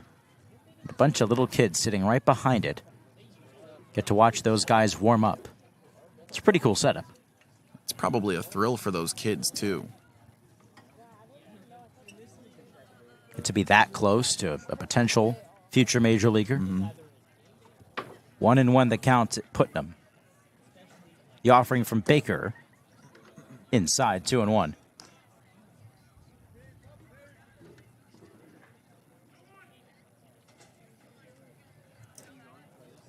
Gerald at first base with one away. Gaffney holding him on. The 2-1 proposition. Misses down ball 3.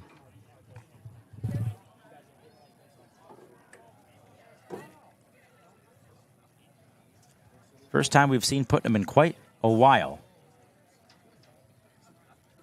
Here's the 3-1. And he takes a strike at the letters. Bit of a high call there. Putnam working with a full count now against Bowen Baker. Got some run on that fastball to sneak it in there. Payoff pitch from the lefty. Called, strike 3 at the knees. Putnam doesn't like the call. He's slow to exit the batter's box. He'll head back to the dugout, out number 2. That's tough. I mean, when you're 6'4" like he is, those low fastballs just never look appetizing. You're saying that the pitches from the Baker are not appetizing? You know what? I didn't even think about that. That's pretty good stuff. Bowen Baker. Sure, he's been hearing that all his life. Here's Sam White now with 2 outs and a runner at first. First pitch, a high drive down the right side. Going after it, Donovan LaSalle drifting to his left. Now he pulls up and makes the catch. White out number 3. The Gatemen cash in yet again, though, here in the top of the 5th inning. A 2-run single from Reese Chapman. Jacob Jarrell adding an RBI as well, but it's a 5-ribby day for Chapman out of Tennessee. To the bottom of the 5th from Guv Fuller Field in Falmouth, a 6-1 advantage for the Gatemen on the Gatemen Baseball Network, powered by Cape League TV. Welcome into our second edition of the Wareham Walk-Off. I'm Kyle Marchak, joined by an infielder for the Wareham Gatemen, Antonio Jimenez. You ready to roll? Yes, sir. Let's do it. Let's do it. All right. Well, your new commitment. You're going to UCF now. Did that commitment come about? Yeah, man. I just wanted to go somewhere where basically I had a good relationship with the coach, and it's always nice to stay home near my family. You know, it's only like 3 hours away, so I felt like I had a good connection with the coach. Just wanted like a nice fresh start, and you know, I'm just super excited for the new opportunity. Well, we've got Mike Mobbs over there, barefoot, mowing the lawn right now. You said he's a very down-to-earth guy. He's the hitting coach for the Gatemen. Is he a part of why you went to Wareham, too? Yes, for sure. I mean, once I got the call up here, one of my guys, Dorian Gonzalez, that played for here last year, he said, Dan, you need to go up to Wareham, and they're going to get you a lot better. Ever since I've been here, I mean, he's literally mowing the lawn right now, barefoot. Yeah, could we get a shot of that real quick? Look at him. Inspirational. He just leads by example, and I can't ask for a better coach. Like, he's taught us everything that we know, and like he literally just wants us to win, and we're all just bought in on winning. And yeah. You know, well, it must be working. You're on a 7-game on-base streak right now. So how have the coaches developed you as a hitter? Yeah, man. They just told me to just be have a better approach. I feel like I'm getting better out here every single day, getting more comfortable with that. Let's wrap it up with this. The end goal. What do we need to know about Antonio Jimenez going forward? Antonio Jimenez, I mean, just being the same guy every single day, getting better, like not only as a player, but as a person. Right now, my focus is on today. We have a big game today. We're trying to build off that momentum from last game, bring it on to this game against Bourne, so we're just super excited to play. We'll catch you guys in our next edition of the Wareham Walk-Off.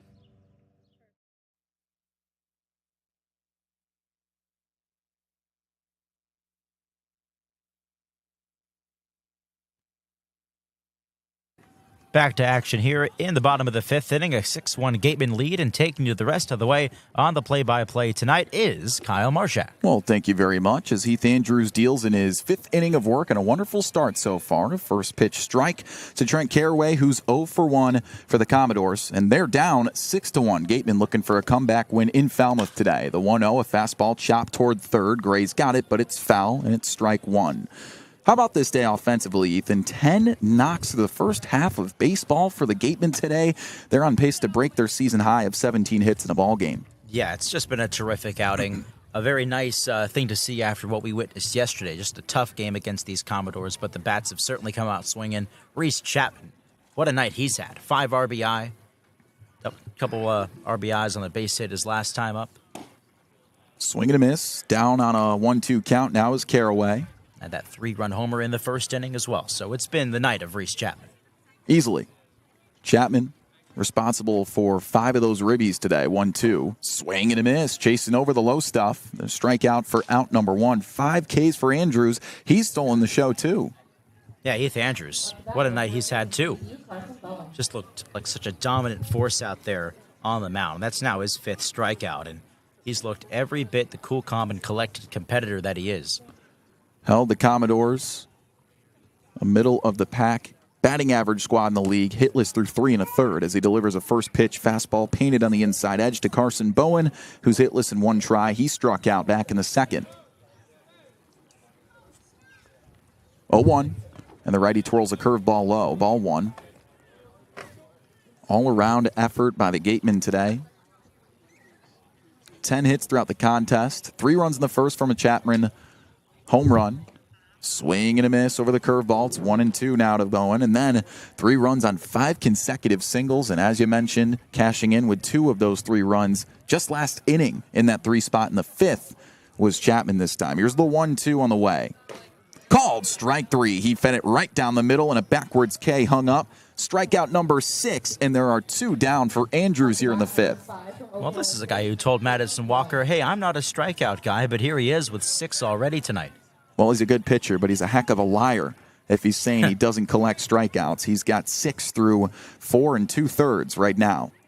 And the 7-hole hitter Jason Jones out of Arkansas digs in. He grounded out to third his first time up, and the first pitch is low.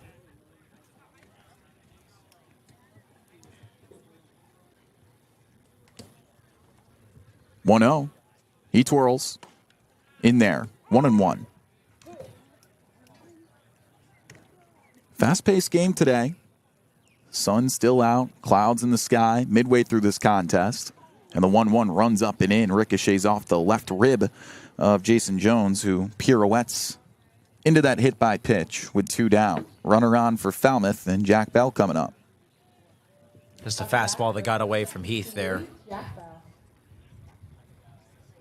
Jack Bell, one of the recent additions for the Commodores lineup. This is his 6th game, hitting just 2 for 13. The left-handed bat out of Texas A&M, struggling early on. And he's, you guessed it, a strikeout victim today. So righty on lefty, and a small lead for Jason Jones over at first, a team that's 9th in the league in stolen bases. First offer, a backdoor slider for ball 1.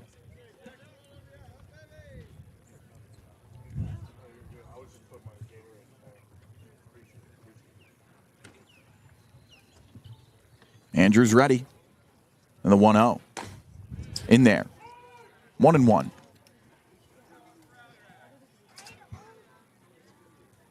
Lights just turning on. Sun's still well up in the sky here on a 6 p.m. first pitch. Toss over to first, not in time. An hour and 20 minutes into this contest, and we're past the midway point. It's a good pace, Ethan. Good pace. Had a quick one yesterday, too. 1-1. Grounder to short. Glove by Jimenez. Throw across the diamond, and Putnam can't handle the low throw. So an error puts another runner aboard here with 2 down, and now I feel a drizzle coming from the sky. Not ideal, if that's true. But, yeah, Jimenez just unable to complete that play. That's a throw you got to make. You got plenty of time to make it. Just didn't put enough sauce on it. 6th error of the season for him. Well, we mentioned it earlier. This is A battle of two teams with the worst defenses in the league, one of the only things the Gatemen are bad at. So Jason Jones moves over to second on the error. Jack Bell on first. 2 free passes awarded essentially here with 2 down. Bottom 5, 6-1 Gatemen lead it. And with 2 away, it's Donovan LaSalle at the dish. He's 0 for 1 after a fly out to left field. First offer to the righty, and he fists it foul.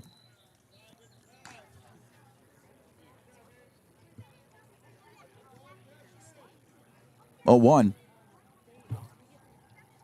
3 errors from the Gatemen today, 2 from Falmouth. And the pitch. Swing and a miss, went fishing for the curve. Couldn't find it, and he's down in an 0-2 hole. He's been making hitters look awfully silly today with that curveball. No balls, 2 strikes, and 2 away. Andrews looking for his 7th K. He sets. Curls and unfurls. Down low for ball 1.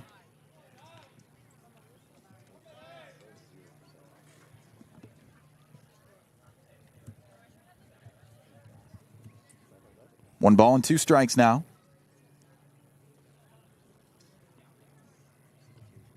And the pitch. Curveball is swung on and over the head of the shortstop Jimenez into left. Getting the round over to third, and the throw's going to go over to third as it's cut off there. 2-out RBI knock after a hit by pitch and an error. LaSalle comes through to make it a 6-2 ball game. Fortunately, that's just a case of a team taking advantage of those free passes.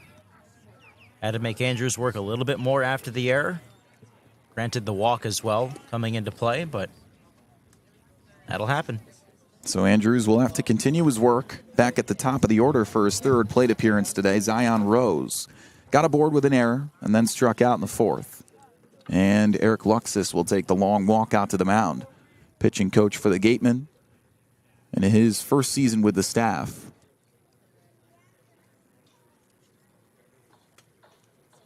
I don't know if I've seen action in the Gatemen bullpen just yet today. Although I do see some bodies getting up and warming up now. But that's a big advantage for the Gatemen today. The fact that they knocked out the 2nd best arm of the Commodores rotation already today. Meanwhile, Andrews is really just getting his first chat as he's going to stay in the game here.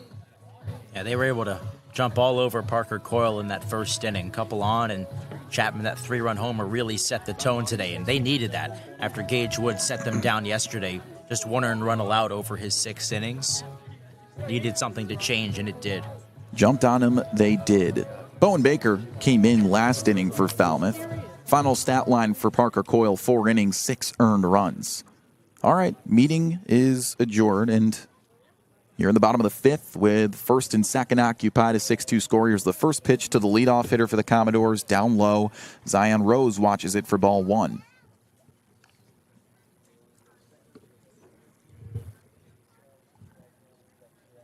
So on a partly cloudy afternoon, a sprinkle has arrived and exited. And it's a 1-0 count as the Gatemen lead it by 4 midway through this contest.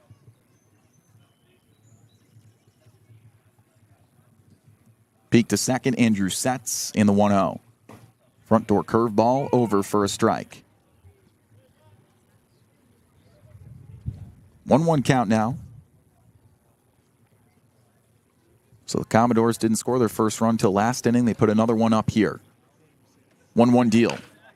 And a cue shot foul. 1-2.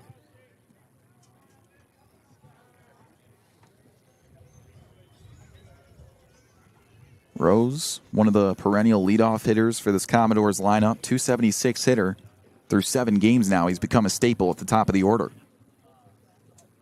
The 1-2 proposition to him on the way. Called strike 3. Backwards K, and all 3 strikeouts are by the strikeout in this inning. So in the bottom of the 5th, after 1 run scores on an RBI LaSalle single, we send it to the top half of the 6th. It's a 6-2 score on the Gatemen Baseball Network, powered by Cape League TV. let's wind the clock back to those times. You were a pitcher at Wright State. Now tell me how you got the opportunity to go to Wareham and what that time was like for you. Well, I had gone out for the Pan American team in '91 just to kind of get my face and name out there nationally, and I made the first couple of rounds of cuts. So all of a sudden, people started to take notice. When I was fighting, I wasn't going to make the team. I was a freshman coming out of Wright State, opened some eyes, but wasn't ultimately going to make the team. So when I get cut, I get a call from Alaska. The two top leagues, the number one was Cape Cod, and then the Alaskan League was a really good league too.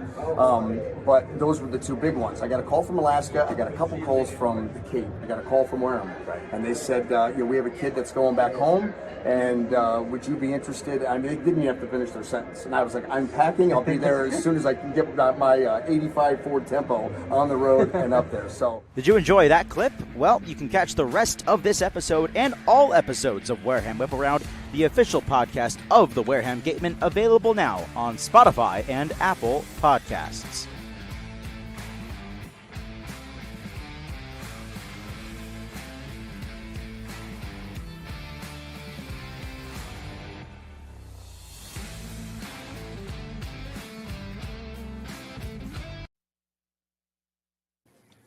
Three runs in the first for the Gatemen, three more in the fifth. A one spot in the fourth and fifth each for the Commodores, so they're down 6-2.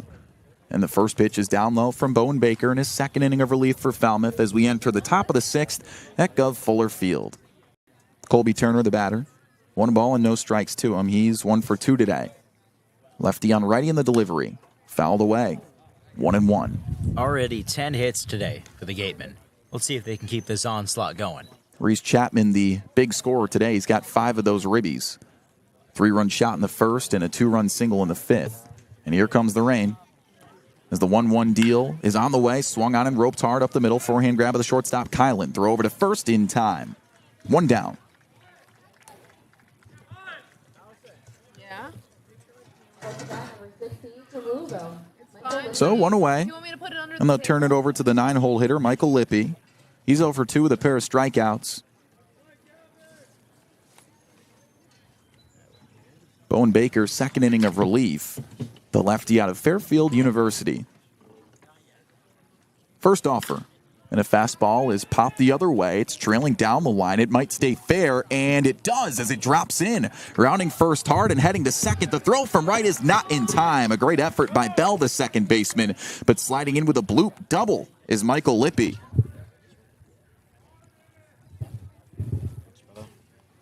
That's the Gatemen's third extra base hit of the afternoon. Count it. It's their 11th hit as we're just beginning the 6th inning. And with that, they flip it to the top of the order. Johan Desero, his 3rd straight game, batting leadoff. He's 1 for 3 today.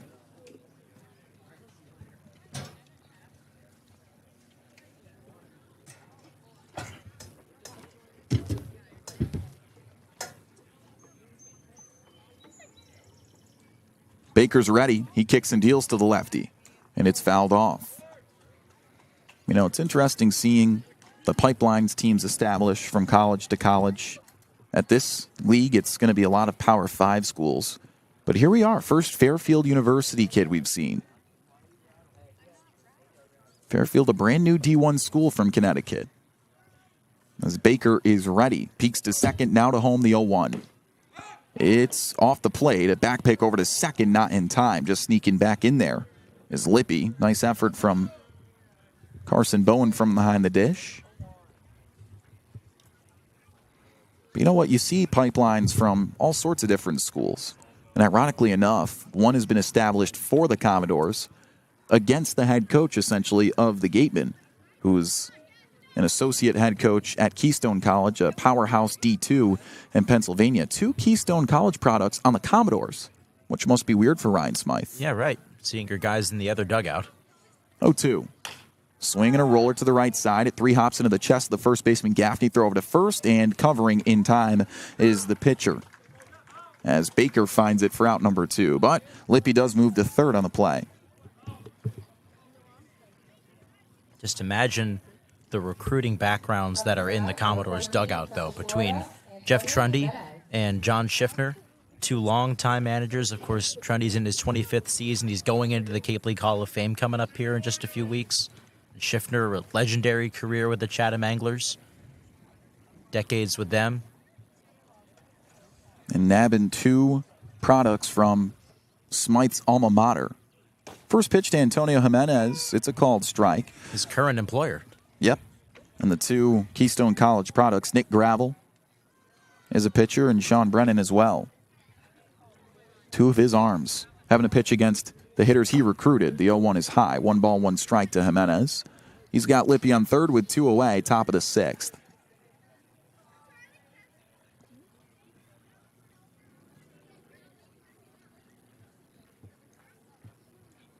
One and one from the full, and the offer down low.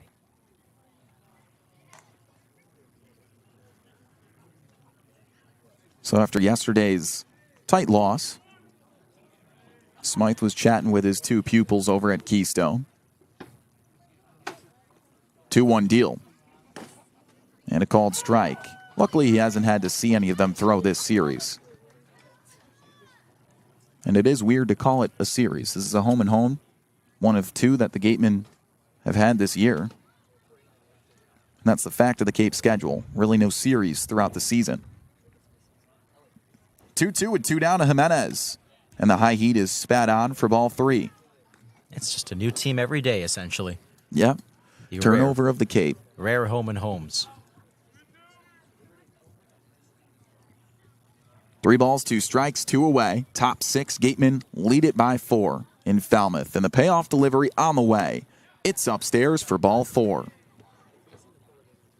Big walk for Jimenez. He is having a good day at the dish. Hit by a pitch, he doubled, he singled, and now he's on base once again. He's reached all 4 times. And with the corners occupied and 2 down, he turns it over to Murph Gray. 1 for 3 in the afternoon. A guy you want at the dish with a runner in scoring position. Absolutely.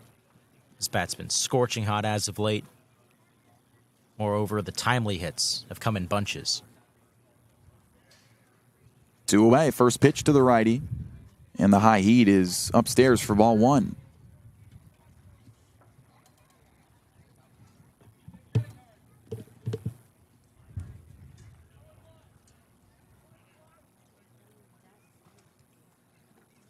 Baker, the lefty, ready. 1-0. Swung on and popped to the right side. It's trailing over in foul territory. Gaffney's giving it a look, and it's out of reach. 1-1.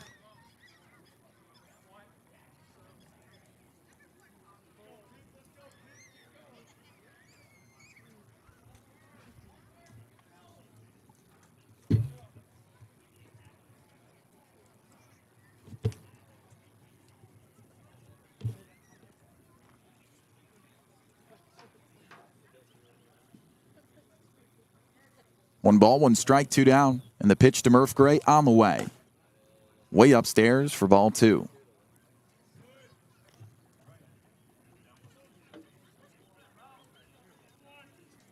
Gatemen have already outscored themselves from yesterday, held to just 3 runs in a wacky loss to Falmouth back at home.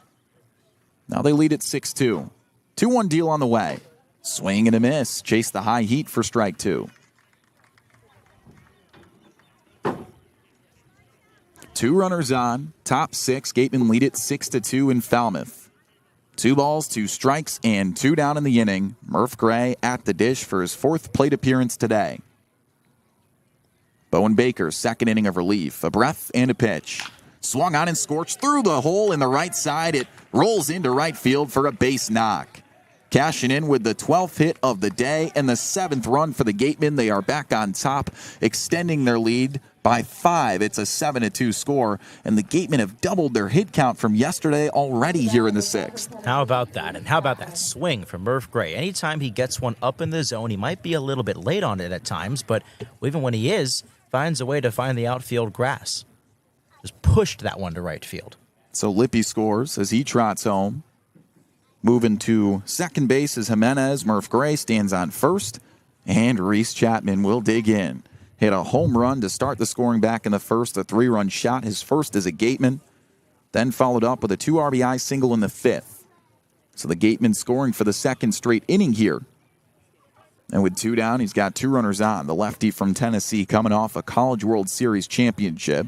And he's carried that momentum over to a hot start in the Cape. Lefty on lefty battle here. The first offer is cut on and missed.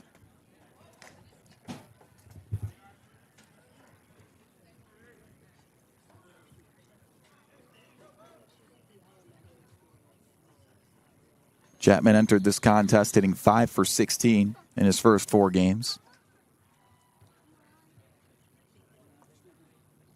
0-1 deal. Swing and a miss again. Just under the fastball.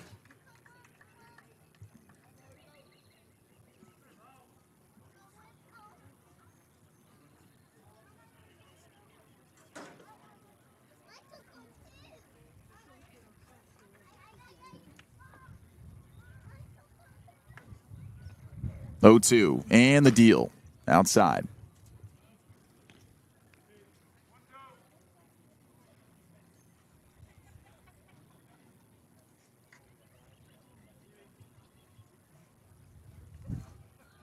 Baker ready. In the stirrups, he toes the first base side of the rubber. He kicks and fires, and he pulls a fastball low. 2-2. Infield back here. Murph Gray with a more than modest leadoff of first. Standing on second with plenty of space is Jimenez. Chapman ready at the dish with a high-handed set.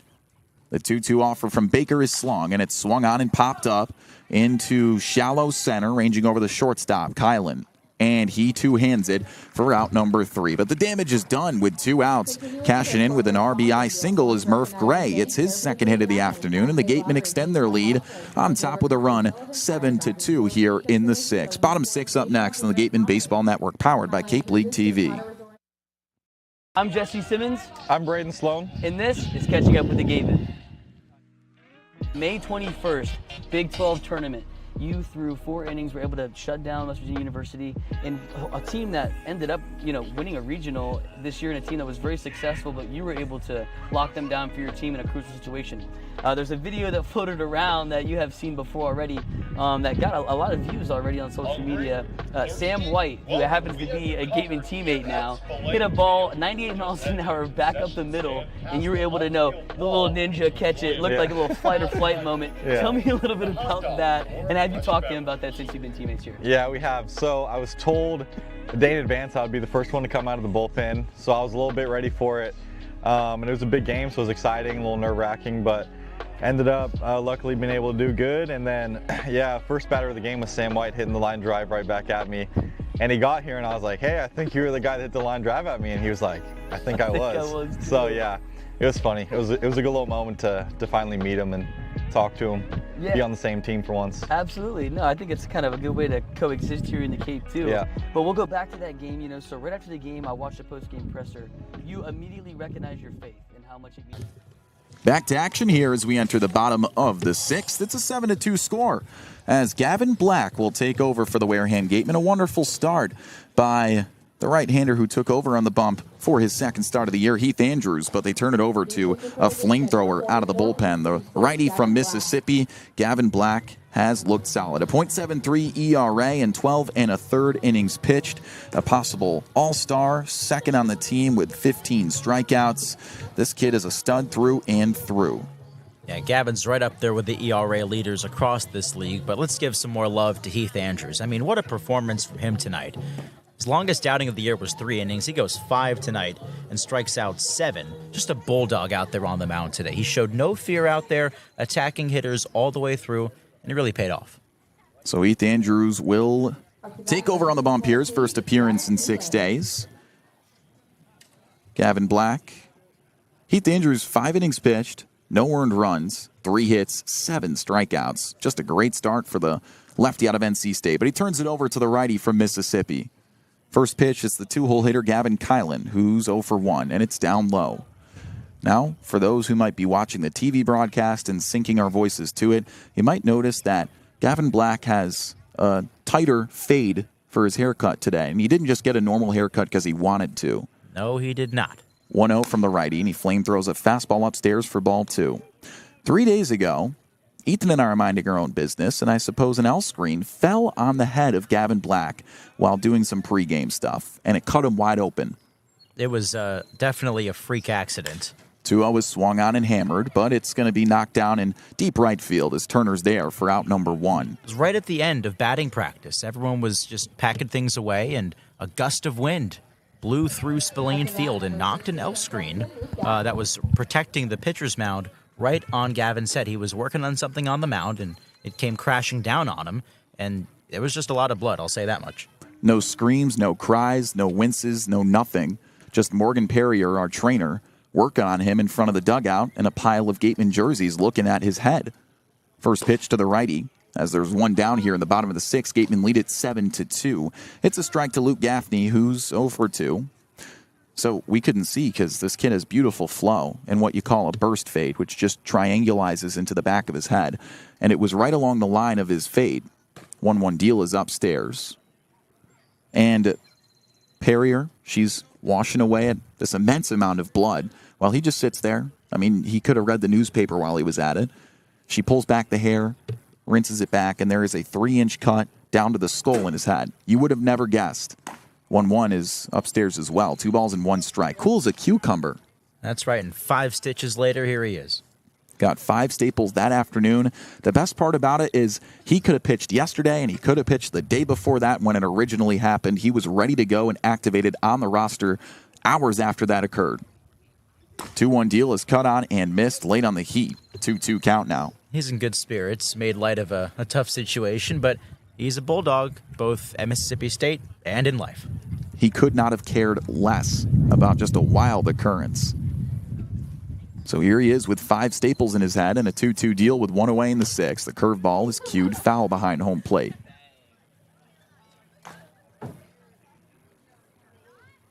Now this just matches the entirety of Gavin Black's personality. I agree. In the beginning of the year, Eric Luxus and company will have conversations with their pitchers as to what their style is and their philosophy is. 2-2, he curls and fires. It's a swing and a miss as he slices him with a curveball. Down on strikes is Gaffney for the 2nd time today. First one for Black, and that's out number 2 here in the bottom of the 6th. So when Luxus had that conversation, you know, let's say someone like Jake Faraday, I'm a big fastball slider. You know, they'll talk to Heath Andrews, fastball, curveball, throws a changeup. 2 away, here's Dylan Carey coming in, and he fouls that for strike 1. They ask Gavin Black, he says, dog. That's him, in a nutshell. Don't got to say much. Now, we've had this conversation before. We asked him what type of dog he is. He said a Spanish Mastiff, a.k.a. a Presa Canario. 0-1, he kicks and deals, and that's a ball swung on and hit well out to left. Racing back is White. He leaps. Did he make that catch? Yes, he did, as he saves his dog on the mound. We'll continue this story afterward, but for now, let's send it down to our sideline reporter, Madison Walker. Thank you so much, Kyle. I mean, it has been a night for our guys at the plate and on the mound. Andrews ending that with 7 strikeouts. Gavin getting a strikeout here. Chapman with 5 RBIs. I mean, we only have 7 runs up there. We have Jacob getting a few. We are looking great tonight. I'm loving this game. And you know what? I feel like we needed this kind of revenge tour going on. 2 losses. The boys were looking sad after the game yesterday. When I interviewed Smythe, he said, and I quote, "The guys are pretty ticked off in the dugout."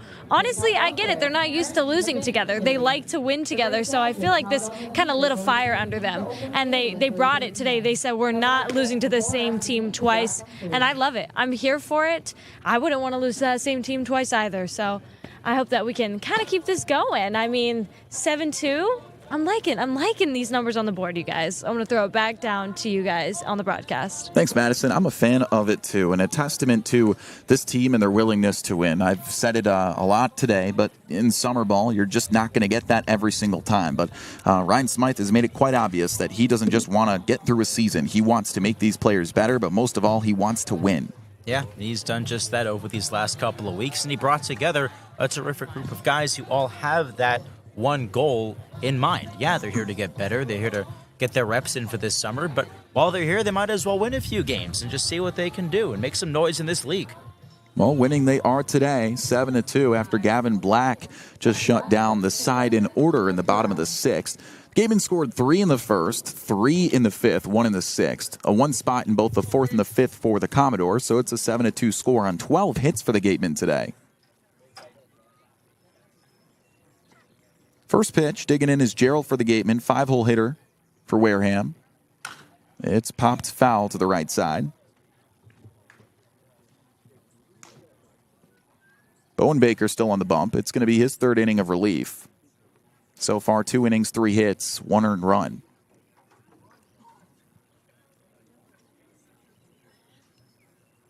Next pitch, swung on and popped up behind home plate. Racing over is Bowen. As he tosses his helmet, he finds the ball.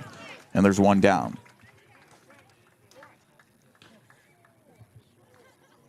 Gerald now 1 for 4 today. He did cash in with that RBI single back in the 5th, but 1 for 3 so far is Putnam as he digs in. Started the day with a single back in the 1st. Since then, a fly out and a strikeout looking.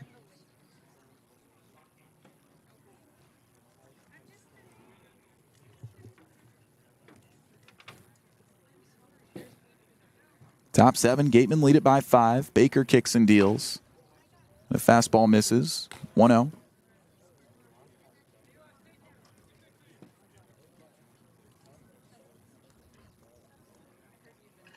Baker ready. Lefty on righty. He kicks and fires. Swing and a miss over the changeup. 1-1.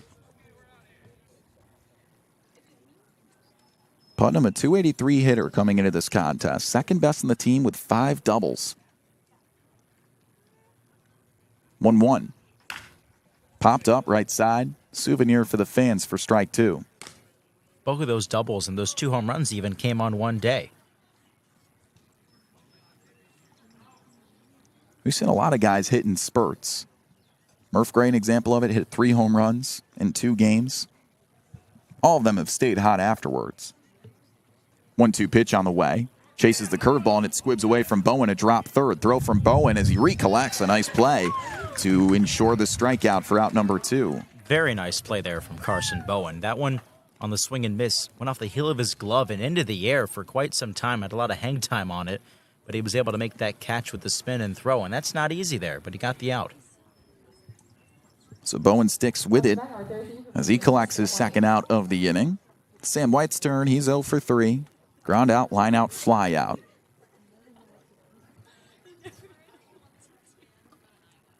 A kid that's been in a carousel, both in the spot in the lineup and the position in left field today. The first offer is cut on miss. Made a nice running catch to clean off the inning for Gavin Black a half frame ago. Lefty-lefty matchup now. There's the 0-1 with 2 down. He kicks and trebuchets. A fastball swung on and lined backside out to left. Ranging over and making a striding grab is Jones to steal a hit from White to finish the side. Gatemen down in order, and it's time to stretch at the ballpark. Gatemen lead at 7-2 on the Gatemen Baseball Network, powered by Cape League TV. PC is a Massachusetts-based leading-edge real estate closing, title, settlement, and personal injury and litigation law firm. Our clients trust us to provide the most comprehensive real estate closing and litigation services in Massachusetts. Our full network of closing and settlement attorneys, agencies, and litigators have expanded throughout New England and beyond. We deliver on that trust and reliance by offering the best professional prompt assistance, advanced technology, and state-of-the-art closing services in the real estate law and litigation business today. Our commitment to excellence, honest reputation, and tradition of aggressive representation to provide quality legal services is what we will continue to demonstrate at Sync Law. We believe and will prove that successfully addressing client needs requires more than just knowledge of the law. It requires a mastery of good representation and an attitude to finalize every transaction to my client's satisfaction. Live life to the fullest and let us Sync Law.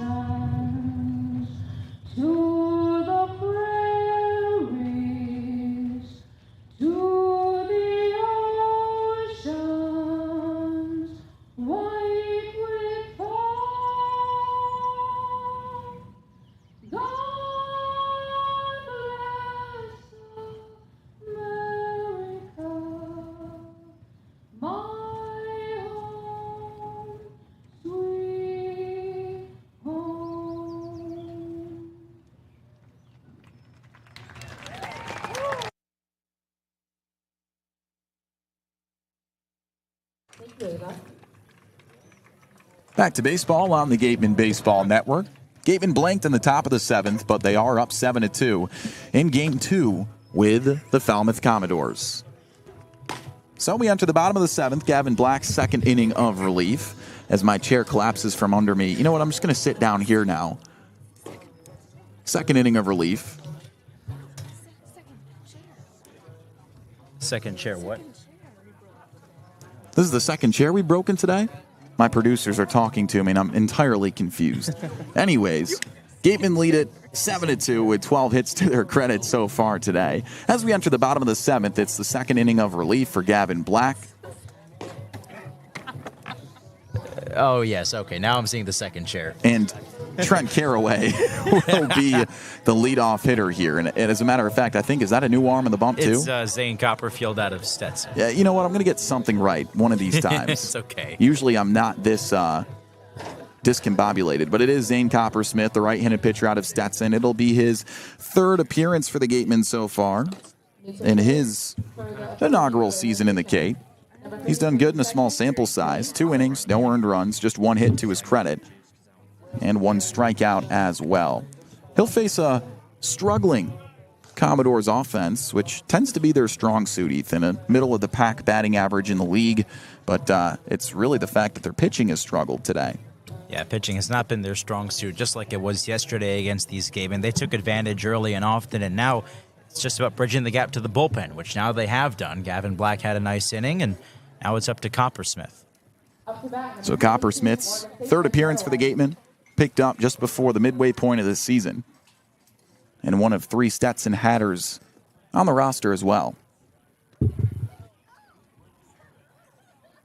Gatemen atop the West Division at 14-7-1 despite the wacky loss to their West Division foes yesterday. And 7-18. You've got the Falmouth Commodores working away too. First pitch, and it's upstairs. Trent Caraway at the dish, 0 for 2.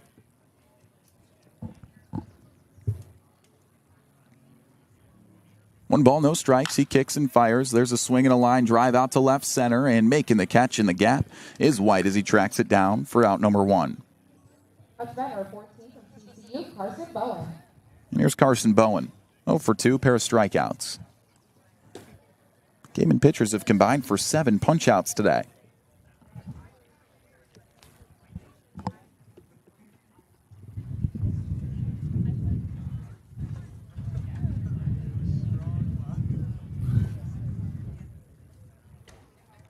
First pitch, front door curveball's in there from the righty.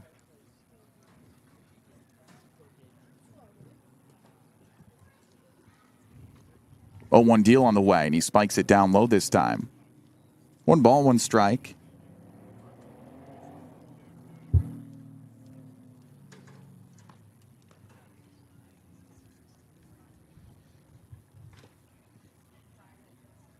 As a home plate umpire, Federico De Jesus is going to switch out baseballs and take his time doing it here.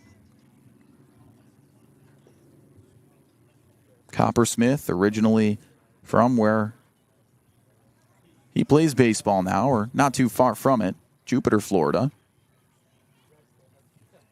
He kicks and deals the 1-1. Swing and a miss, way late on the heat upstairs. A lot of great baseball over there in Jupiter. Great high school programs in the area. Marlins and Cardinals have spring training down there as well. It's a beautiful place. 1-2 deal on the way, and a curveball's painted for strike 3. Backwards K. It's the 8th strikeout for Gatemen pitchers today, and that's out number 2 in the 7th. Up to bat, number 5. Before he even made it to Stetson, he pitched in the South Florida Collegiate League. Got 4 games under his belt, 4 innings. Not often you see kids pitching in collegiate leagues before they play college baseball. Not completely rare, but also not seen all the time. 2 away, Jason Jones swings at the first pitch he sees and lofts it out to right. And Lippy, ranging over the gap, the center fielder, will nab it with his left hand for out number 3. That is 7 straight retired for Gatemen pitchers as they send it to the top of the 8th. They're on top by 5, a 7-2 score at Guv Fuller Field on the Gatemen Baseball Network, powered by Cape League TV.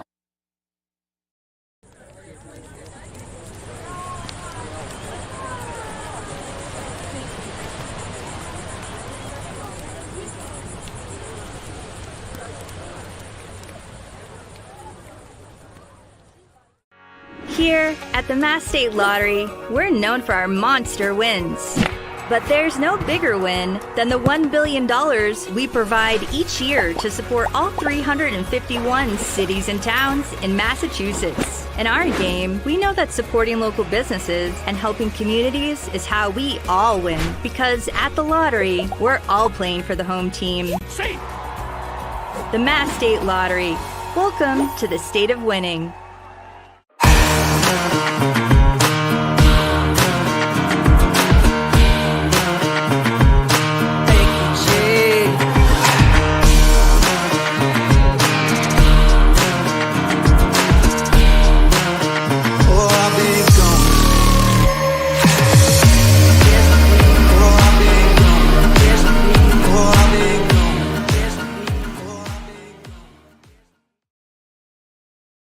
When you need to be seen for a minor illness or injury, Cape Cod Healthcare Urgent Care is here for you with high-quality, full-service walk-in care. ER expertise meets urgent care convenience at our 6 urgent care centers, which are staffed by board-certified ER providers and located Cape-wide from Falmouth to Orleans. Cape Cod Healthcare Urgent Care is open daily and offers a cost-saving option for everything from sprains to stitches, with timely treatment in under an hour for most patients. View online wait times at capecodhealth.org/urgent care. Cape Cod Healthcare Urgent Care. Minor emergencies, major attention.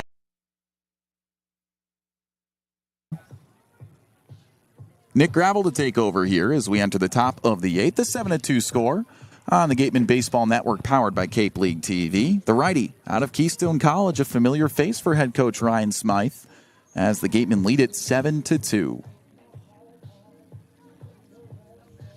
Yeah, for the first time, he gets to see one of his own guys throw against him. Yeah, head coach Ryan Smythe in his second year for the Gatemen, and a guy who's the associate head coach over at Keystone College, a powerhouse D2 in Pennsylvania. And now he's got a kid from his own school taking over here on the bump. First time seeing a Keystone College kid play against his team in the Cape this season. As for the Gatemen offense, they've been the star of the show. 12 hits this afternoon, on pace to break a season-high 17 in a single game this year.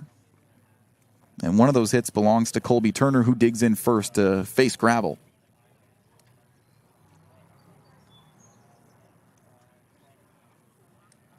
Gravel's debut in the Cape. The first pitch from the righty, he kicks and deals. And the heater's low for ball 1.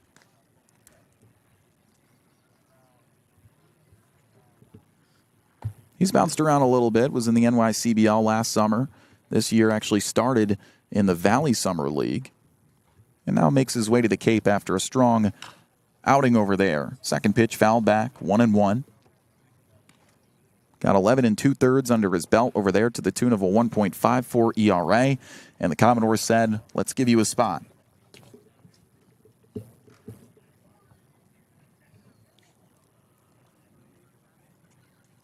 Gravel ready. 1-1. Swung on and scorched out into shallow center. It doinks in for a base hit. Rose pulls up there. And Turner pulls up to first with a leadoff single here in the 8th. It's been a good night for Colby Turner. A couple hits for him. He's hit the ball hard. It's been like that this entire order. So they toss it over to Michael Lippy, who's 1 for 3. Has one of 3 extra base hits for the Gatemen today. They continue to lead the league in that category. Hit a double in his last at-bat, 1 for 3. Runner on first is Turner. Righty-righty matchup, and a first-pitch curveball is at the letters for ball 1.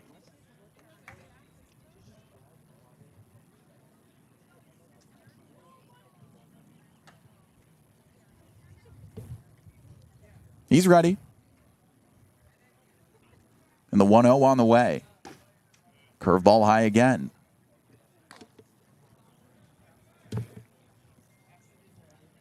Hitters count now, 2-0.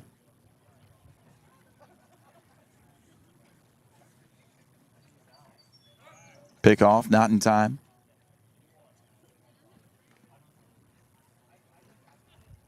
Been a quick night at the office so far, just past the 2-hour point of this matchup. We've got 2 full innings left of baseball. 2-0, and a fastball swung on and skied into the air. Out in shallow center, ranging back Bell, the second baseman, makes the play. 1 down. Just got under that one. Michael Lippy's had himself a good night, too. Up to bat number 13 from Stetson, Johan Desero.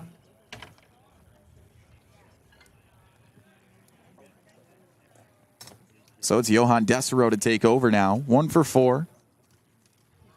Left-handed bat out of Stetson. That's gotten his 3rd straight nod as the leadoff hitter.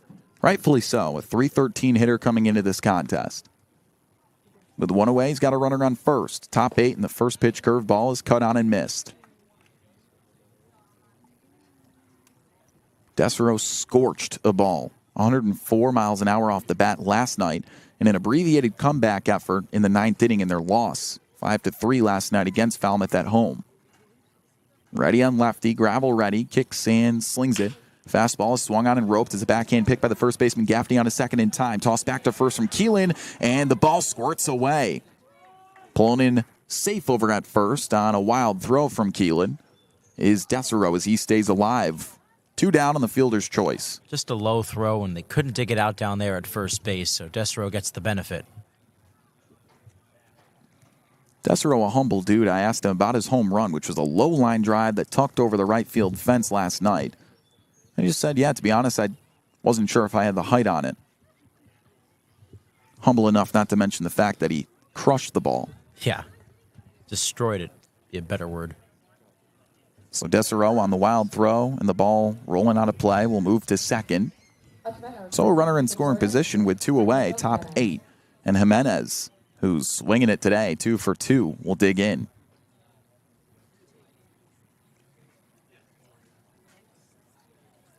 And now a meeting at the mound. Carson Bowen going to have a chat with his pitcher, Nick Gravel. You know, I love this field. It's an open concept field, so the foul lines are not guarded by gates. But that has to be to their detriment. I mean, every ball they throw away is out of play. It's an extra 90 feet every time. Simple answer, don't throw the ball away. Yeah, and you know what? That's been tough for both squads this year. Now we're ready in the first pitch to Jimenez. Gravel with a long set, he kicks and deals.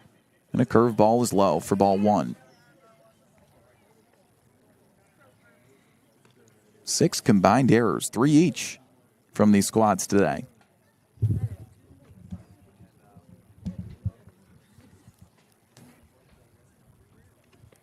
But the Gatemen hitting the heck out of the ball. 13 knocks now. Gravel ready. He steps the 1-0. Fouled off. 1-1. Jimenez with a one-handed backswing. Almost like he lost the grip on the bat there. Gatemen lead it 7-2 with 2 down. Top of the 8th here. Powered by 13 hits to the Commodores 3. Righty-righty matchup at the plate. And the 1-1 deal from Gravel. He kicks and deals. Fouled off, just missing it is Jimenez.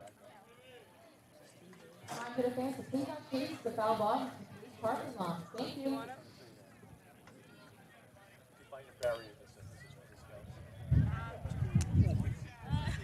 So it moves to a 1-2 count with Jimenez at the dish. Alongside a double and a single, he's walked and gotten plunked today too. Reached all 4 times. And he's got Murph Gray on deck behind him.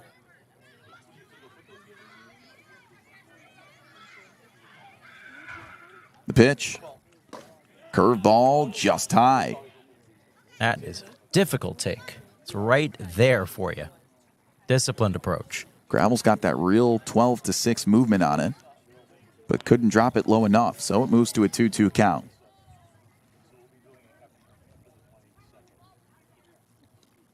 From the stretch, he gets the sign. And the 2-2 bargain. Down low. Another curveball misses, and it's a full count with 2 down here. Top of the 8th, and the Gatemen have a 5-run advantage.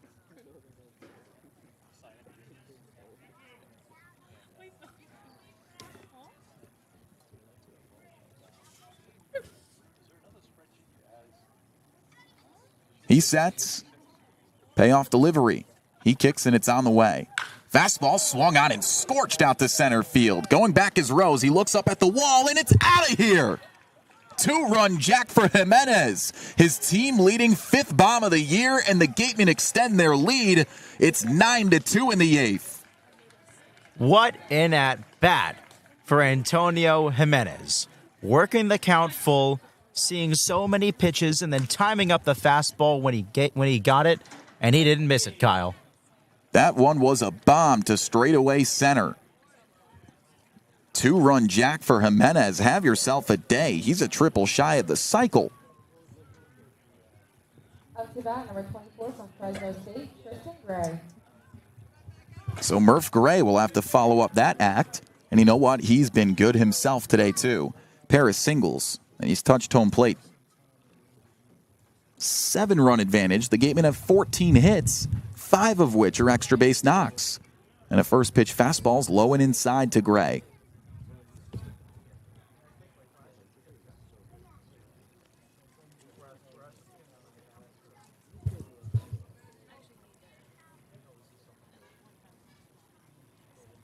One-0 deal to Gray, and a curveball's hung, but in there for a strike.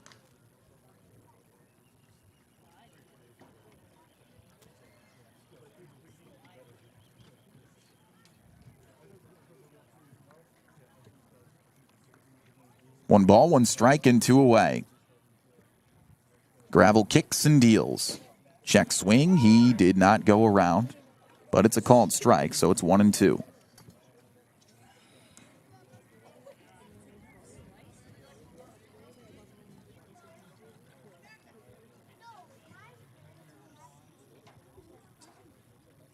One-two count with 2 down, top 8.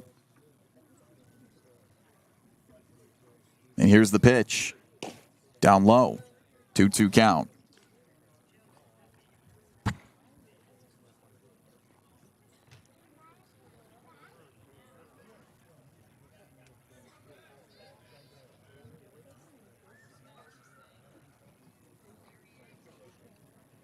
Ready on righty. Here's the pitch to Gray. Swung on and popped well out to right field, but having a beat on it, fighting the shade and making the catch is LaSalle for out number 3. But it doesn't matter. The damage has been done again. A 2-spot hung on the board here in the 8th, and this time it's the 2nd home run of the game for Antonio Jimenez, who goes yard. He has 2 extra base hits in the afternoon. A 2-run jack makes it a 7-run advantage. Bottom 8 up next on the Gatemen Baseball Network, powered by Cape League TV. Whatever your technology needs are, Secure One can help. Learn more at SecureOne.com. SecureWON.com. The Wareham-based AD Makepeace Company, founded in 1854, is North America's largest cranberry grower, the largest private property owner in eastern Massachusetts, and a recognized leader in environmentally responsible real estate development and stewardship. For 170 years, AD Makepeace Company has supported community events and organizations like your Wareham Gatemen. Visit admakepeace.com to learn more. Attention baseball fans, are you ready to hit a financial home run? PCT Federal Credit Union is here tonight to make your dreams of home ownership and driving off in that new car a reality. Their unbeatable low rates on mortgage and auto loans are a win for everybody. Whether you're rounding the bases to buy your first home or looking to upgrade your ride, PCT Federal Credit Union has got your back. Swing by their tent before you leave or visit their website to learn more about how they can help you step up to the plate and score big on your financial goals. The AD Makepeace Company also owns and operates Reed Custom Soils, the area's leading manufacturer of custom soils, including CU structural soil and Rooflight certified green roof media. Reed Custom Soil is also a manufacturer and distributor of baseball infield mix and conditioners. To learn more, visit www.reedcustomsoils.com. A 2-run jack from Antonio Jimenez extends the lead for the Gatemen after the top of the 8th. So bottom 8 up next, and it's another arm for the Gatemen coming out of the bullpen. First inning of relief for Lucas Malstead, who's been good. The righty submariner from Clemson with a 1.69 ERA over 10 2/3 innings pitched, 12 strikeouts too.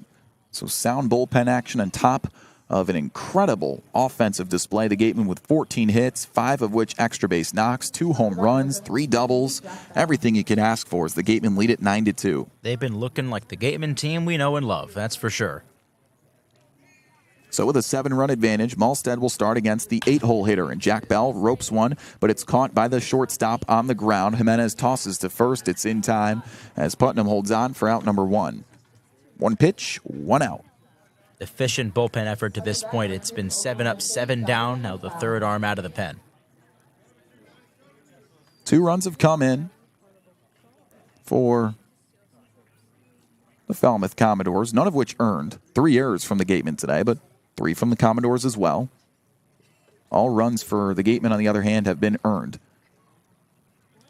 1 away on 1 pitch, and showing bunt, pulling away for a ball outside is Donovan LaSalle, who's 1 for 2. He's got 1 of just 3 hits for the Commodores, so the pitchers have done their job. Yeah, absolutely. Just top to bottom today. Andrews set the tone. Everyone else has picked up right where he left off. Sidewinder delivers a slider cut on and missed. 1-1 deal. And 1 down here in the bottom of the 8th.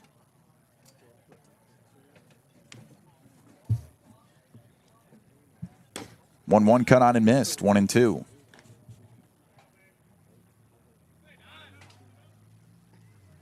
Reese Chapman, the first homer hit in this game for the Gatemen. Tennessee lefty with a 3-run shot in the first. 1-2 delivered. Swung on and popped. Mid-distance center field. Fighting the wind is Lippy. And he squeezes the mitt for out number 2. And then Jimenez said, "Hold my drink," and bombed one to center field. It has been a extra base hit fest today for the Gatemen. Top of the order, Zion Rose. His 4th plate appearance today. Pair of strikeouts, and he got aboard with an error to start off the ball game. 0 for 3. Malstead drops and fires, and a front door slider's in there for a strike.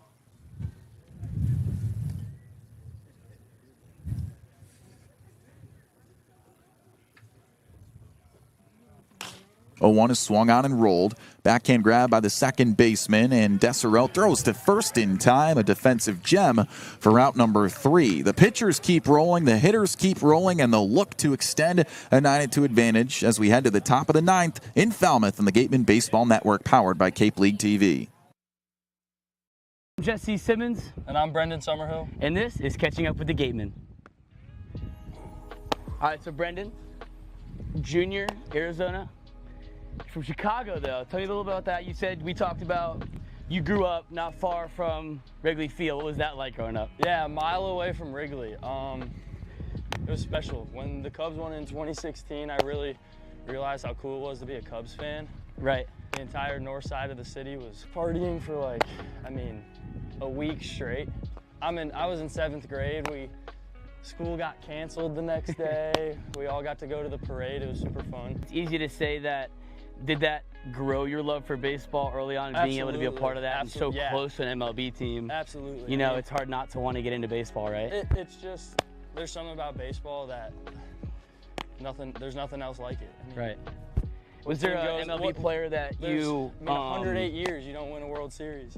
Right. And then they win it, and everyone goes crazy. It was fun. It was super cool. Was there an MLB player that you emulated your swing? You know, you play outfield. We talked about Ellie De La Cruz. You emulate that. Was there a different player growing up that you wanted to be like? I always like to watch YouTube videos of Ken Griffey Jr. He's probably my favorite hitter to ever watch. I wouldn't necessarily say I emulated my swing off his, but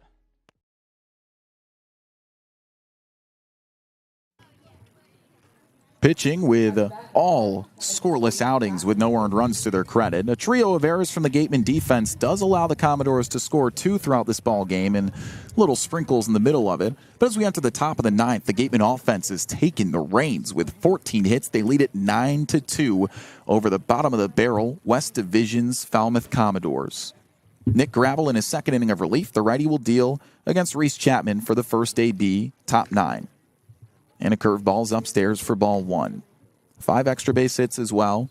Most recently, it was an Antonio Jimenez home run to center. That kid has had a day. 3 for 3 with a double, a single, and a homer. Gravel ready, he kicks and fires the 1-0. A fastball's inside.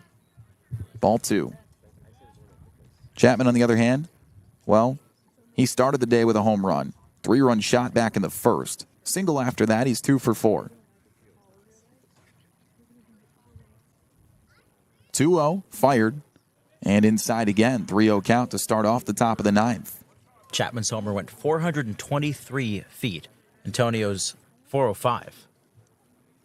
Both bombs. Chapman tucked it over the right center field fence. Jimenez to straightaway center. Gravel's second inning of relief for him. He kicks and deals the 3-0. And he fuzzes a fastball by the helmet, a 4-pitch walk to start the inning.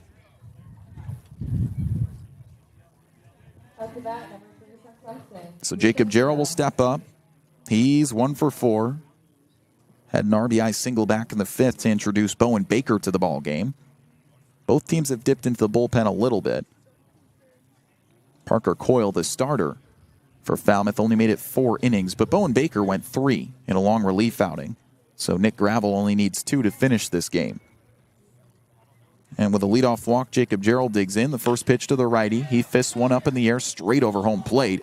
And running into the batter is the catcher, Bowen. So he's called out, but making the catch anyways is the third baseman, Carey. 1 down.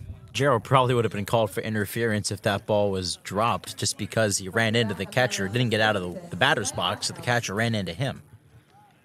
So wacky out number 1, but Reese Chapman does stand on first as the Gatemen look to extend a 9-2 advantage over the Commodores. And here's Eli Putnam. 1 for 4. Started the day with a single. First offer.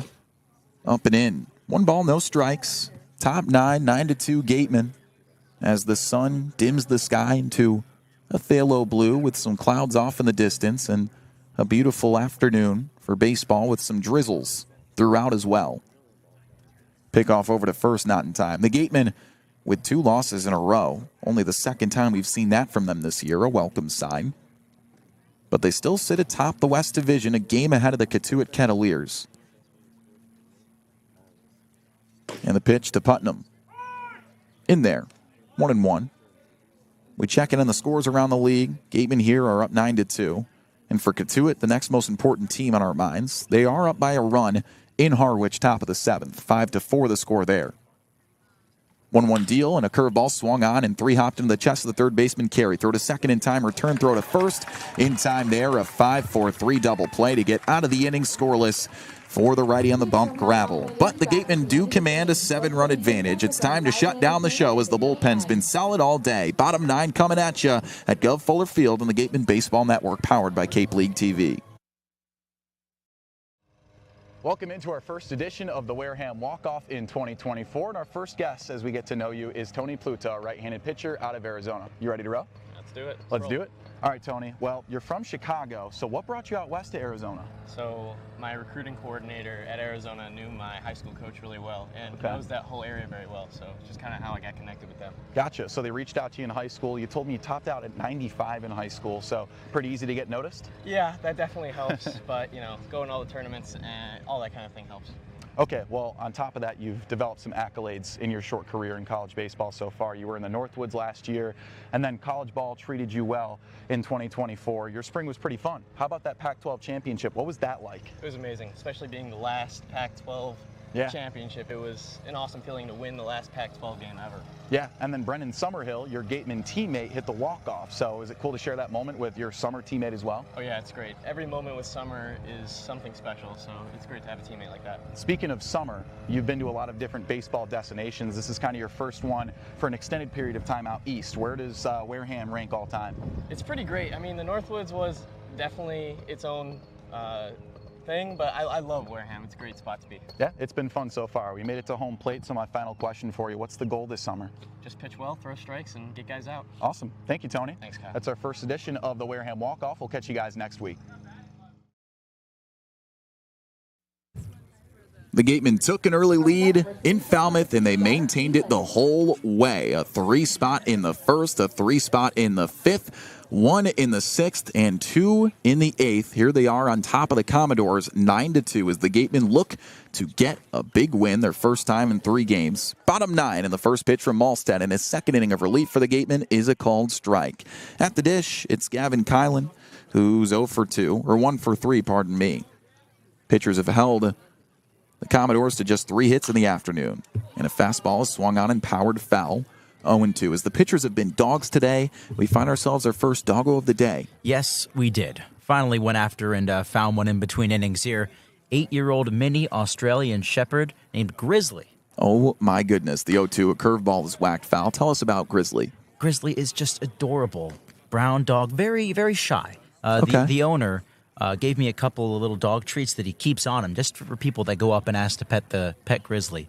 So I gave her a few treats. I can't wait to own a dog. 0-2, first batter, bottom 9, and that one's ripped foul right behind home plate. Are you responsible enough to own a dog? You know, most people ask me that question, which tells me that maybe I should think financially and logistically before I get a dog. So, short answer, no. Long answer, probably not. One day, though. One day. As the Strokes said at one point, someday. Anyways, here's the 0-2 from Malstead, and that one is pulled way foul. We're quoting the Strokes now. Yep, we've gotten to that point of the ball game. Gatemen do lead it by 7 as they search for their first win in 3 contests. No balls, 2 strikes. First batter here. And an off-speed misses low. Keelan with a 1-2 count. The lefty out of Louisville. One of 4 Louisville Cardinals on this roster.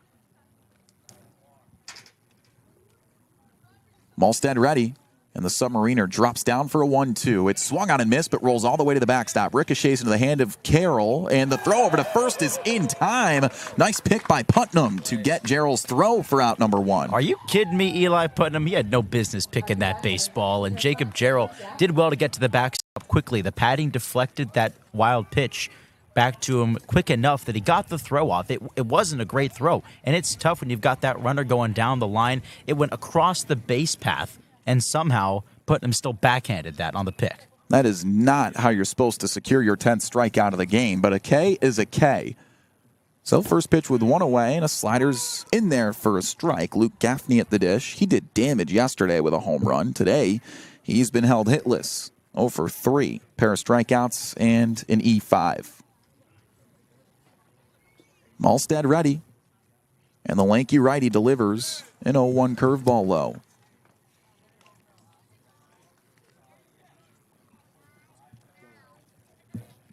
Gatemen with a season's 3rd best, 14 hits on the afternoon as well.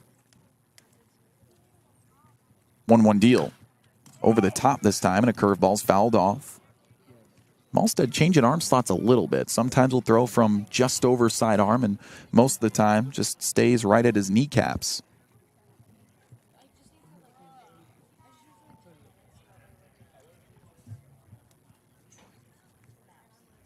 One-two. He drops down and fires, and it's a fastball low. 2 balls and 2 strikes. Pitchers have been excellent today on 3 errors. They do not have any earned runs to their credit. 7 strikeouts from Andrews, 1 from Black, 1 from Coppersmith, and 1 from Malstead. That's how they collect 10, and the 2-2 is outside.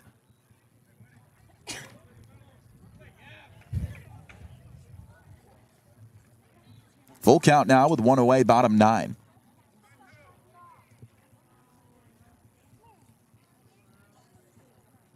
Three-two on the way. Swing and a miss. Way out in front on the off-speed, and the Gatemen are 1 out away from a big win.